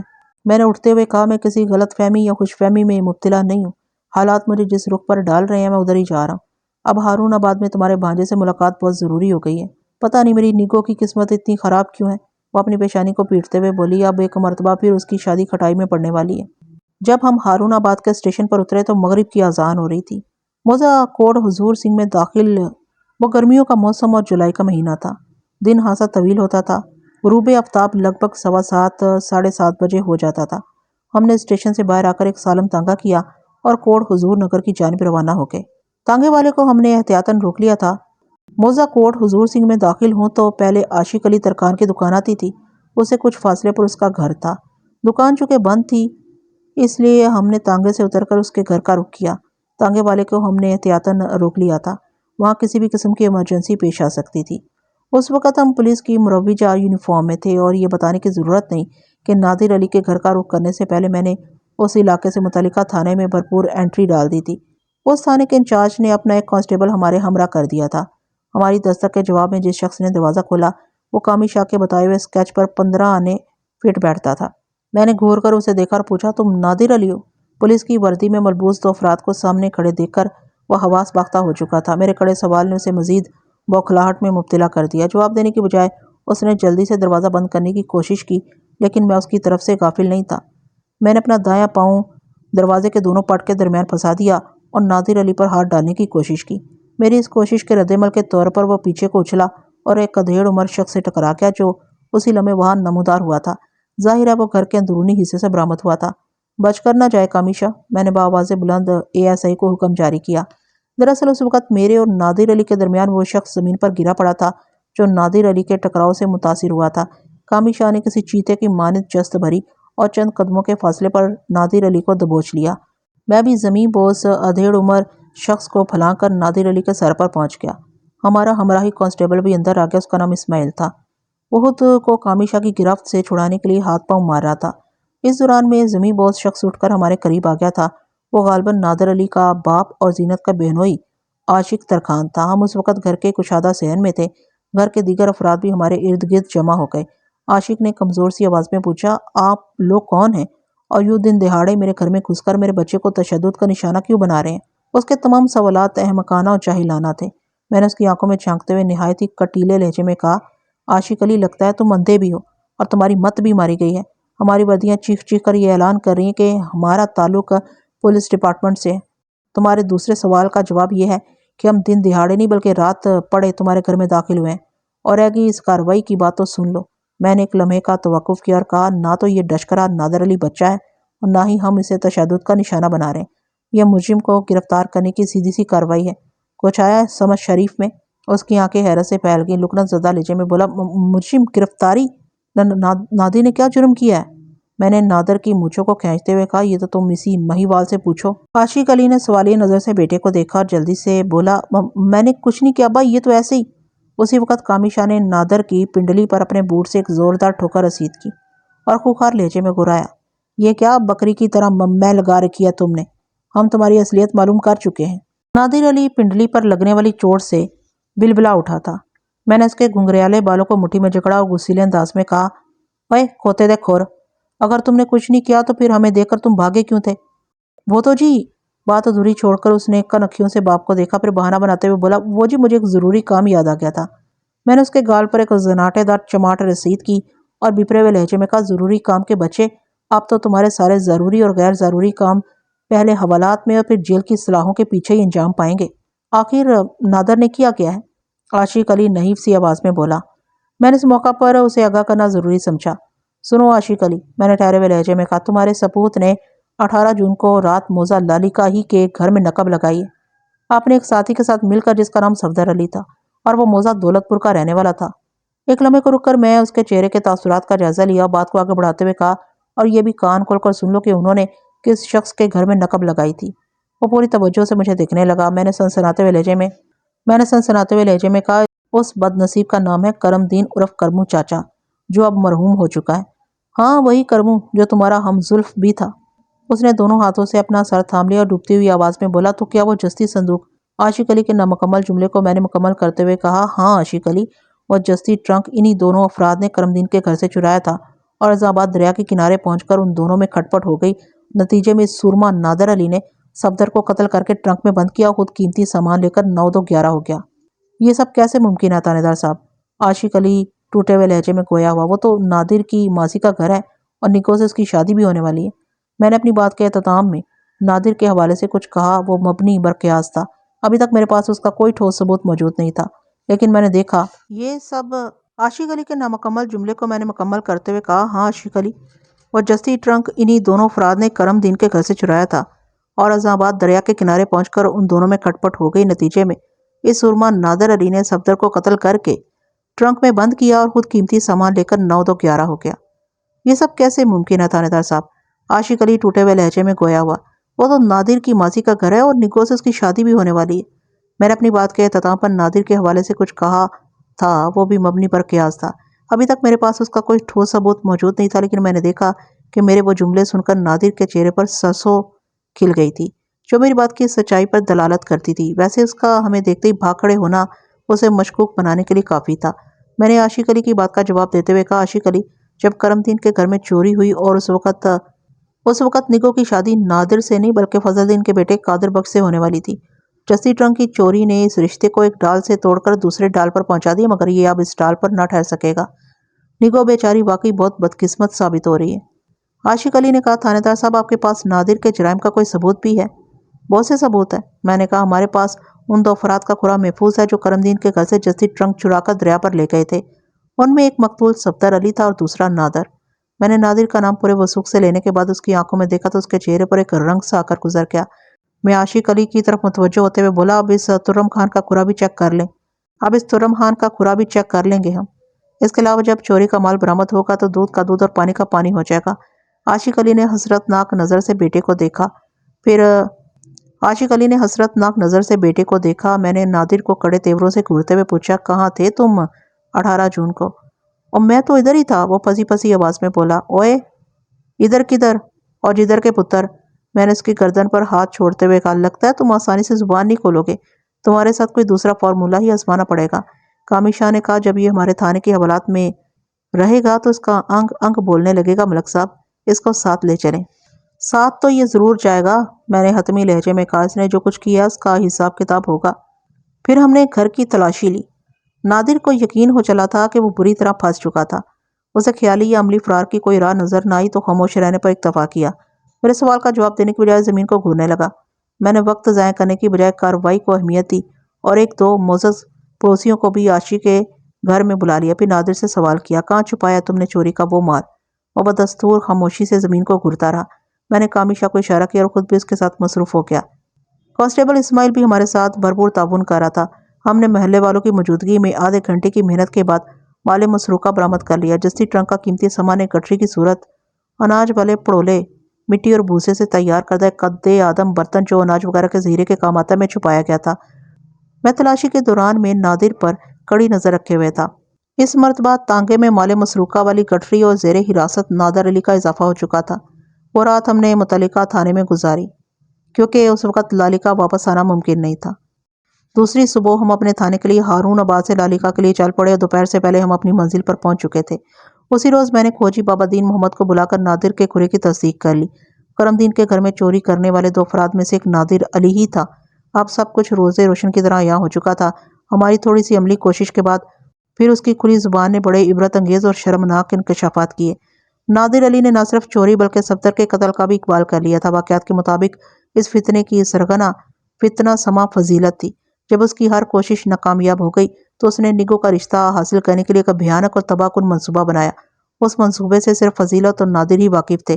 نگو کا رشتہ فضیلت کی انا کا مسئلہ بن گیا تھا۔ اس نے فیصلہ کیا تھا کہ اگر نگو نادر کو نہ ملی تو پھر قادر بخش کو بھی نہیں ملے گی۔ اس نے اپنے عزائم سے زینت کو بھی بے خبر رکھا تھا۔ فضیلت قادر کے باپ فضل دین کی لالچی طبیعت سے واقف تھی اور وہ یہ بھی جانتی تھی کہ اس نے 15 تولے سونے کے زیورات کی شرط عائد کر رکھی ہے۔ اس نے اپنے بیٹے کو اعتماد میں لیا اور نگو کے جہیز کا سامان چوری کروانے کا منصوبہ بنایا۔ اس سلسلے میں عاشق علی کو مکمل اندھیرے اور بے خبری میں رکھا گیا تھا۔ فضیلت بہت چالاک اور چال باز عورت تھی۔ وہ جب بھی لالکا جاتی زینت کے گھر کے تالوں پر کوئی نہ کوئی تبصرہ ضرور کرتی، ساتھ ہی یہ مشورہ بھی دیتی کہ کوٹ حضور سنگھ میں ایک لوہار بہت مضبوط تالے بناتا ہے، تم اگر کہو تو میں تمہیں بھی چند تالے لا دوں۔ ایک روز زینت نے اس کا مشورہ صاحب جانتے ہوئے 3 تالوں کی فرمائش کر دی، 2 تالے کمروں کے لیے اور ایک کمرے کے داخلی دروازے کے لیے۔ وہ بہن کی بدنیتی سے ناواقف تھی۔ فضیلت کے دل کی مراد بھر آئی۔ اس نے مذکورہ لوہار سے 3 عدد تالے تیار کروائے۔ چالاکی اس نے یہ کی کہ تالوں کی ایک ایک چابی زائد بنا لی۔ پھر جب اس کے دیے ہوئے تالے کرم دین کے گھر میں استعمال ہونے لگے تو اس نے نادر کے ذریعے निको को जहेज का सामान चोरी करवाने के मंसूबे पर अमल कर डाला। तालों की जायद चाबियां उसने नादर के हवाले की। वो जानती थी कि इन दिनों वो तीनों अपने घर की छत पर सोते थे। इस सूरत में नादर का काम खासा आसान हो जाता। अपनी बहन से बातों के दौरान में वो निहायत होशियारी से ये बात मालूम कर चुकी थी कि सारा कीमती सामान एक जस्ती ट्रंक में रखा गया था। मंसूबे को बतरीके एहसन पाया तकमील तक पहुंचाने के लिए नादर को एक मददगार की जरूरत थी। सफदर से ज्यादा उसे कोई मौजू नजर न आया। सफदर से उसकी दोस्ती खासी पुरानी थी। उसने सफदर को पूरी बात बताए बगैर अपनी मदद के लिए तैयार कर लिया, लेकिन जब दरिया के किनारे पर पहुंचकर जस्ती ट्रंक को छोड़ने का मरहला आया तो नादर की गलत बयानी सफदर से पोशीदा न रह सकी। नादर ने उसे कीमती सामान के बारे में नहीं बताया था। सफदर ने इस धोखाधड़ी पर एहतजाज किया और साथ ही आधे माले मसरूका का मुतालबा कर दिया। नादर अली उस माल से एक सुई भी देने को तैयार नहीं था। फिर दोनों में तल्ख कलामी। उसने नादर के जरिए निग्गो को जहेज का सामान चोरी करवाने के मंसूबे पर अमल कर डाला। तालों की जायद चाबी उसने नादिर के हवाले की। वो जानती थी कि उन दिनों वो तीनों अपने घर की छत पर सोते थे। इस सूरत में नादिर का काम खासा आसान हो जाता।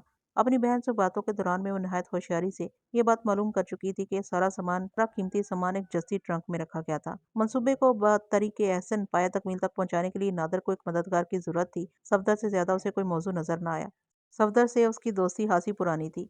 उसने सफदर को पूरी बात बताए बगैर अपनी मदद के लिए तैयार कर लिया, लेकिन जब दरिया के किनारे पर पहुंचकर जस्ती ट्रंक को छोड़ने का मरहला आया तो नादर की गलत बयानी सफदर से पोशीदा न रह सकी। नादर ने उसे कीमती सामान के बारे में नहीं बताया था। नादर ने इस धोखाधड़ी पर एहतजाज किया और साथ ही आधे माले मसरूका का मुतालबा कर दिया। नादर अली उस माल से एक सुई भी देने को तैयार नहीं था। फिर दोनों में तल्ख कलामी होने लगी जो हाथापाई में बदल गई। बल्लाखिर नादर ने अपने लिबास में पोशीदा खंजर निकालकर सफदर के सीने में घोंप दिया और उसे ट्रंक में बंद करने के बाद कीमती माले मसरूका कटरी में बांधकर वहां से चलता बना। उसके बाद जो हालात पेश आए वो शुरू में बयान किए जा चुके हैं। नादर अली अपनी तमाम जराइम का इकबाल कर चुका था, लिहाजा इस केस में अब मजीद कोई बखेड़ा बाकी नहीं रहा था। मैंने मुजरिम के इकबाली बयान के साथ अपनी तफसीली रिपोर्ट तैयार करके उसे हवाला अदालत कर दिया। मेरा काम यहीं तक था। कहते हैं हर कामयाब मर्द के पीछे किसी औरत का हाथ होता है, और ये भी सुनने में आता है कि हर बर्बाद औरत के पीछे किसी मर्द का हाथ होता है। इस सिलसिले में मेरा तजुर्बा खासा मुख्तलिफ है। मैंने ये देखा कि दुनिया में अच्छे बुरे हर किस्म के इंसान पाए जाते हैं। इंसान की तरक्की या तनज़ली और बनाव या बिगाड़ में खुद उसका अपना हाथ गालिब होती है। इसमें मर्द जन की कोई तहसीस या तफरीक नहीं है। आपका क्या ख्याल है? उम्मीद करती हूँ कि आपको ये केस भी काफी पसंद आया होगा। अगर पसंद आया तो लाइक कमेंट और शेयर करना हरगिज़ मत भूलिएगा। और मुझे इजाजत दीजिए ऐसी ही किसी अच्छी सी कहानी तक के लिए। अल्लाह हाफिज।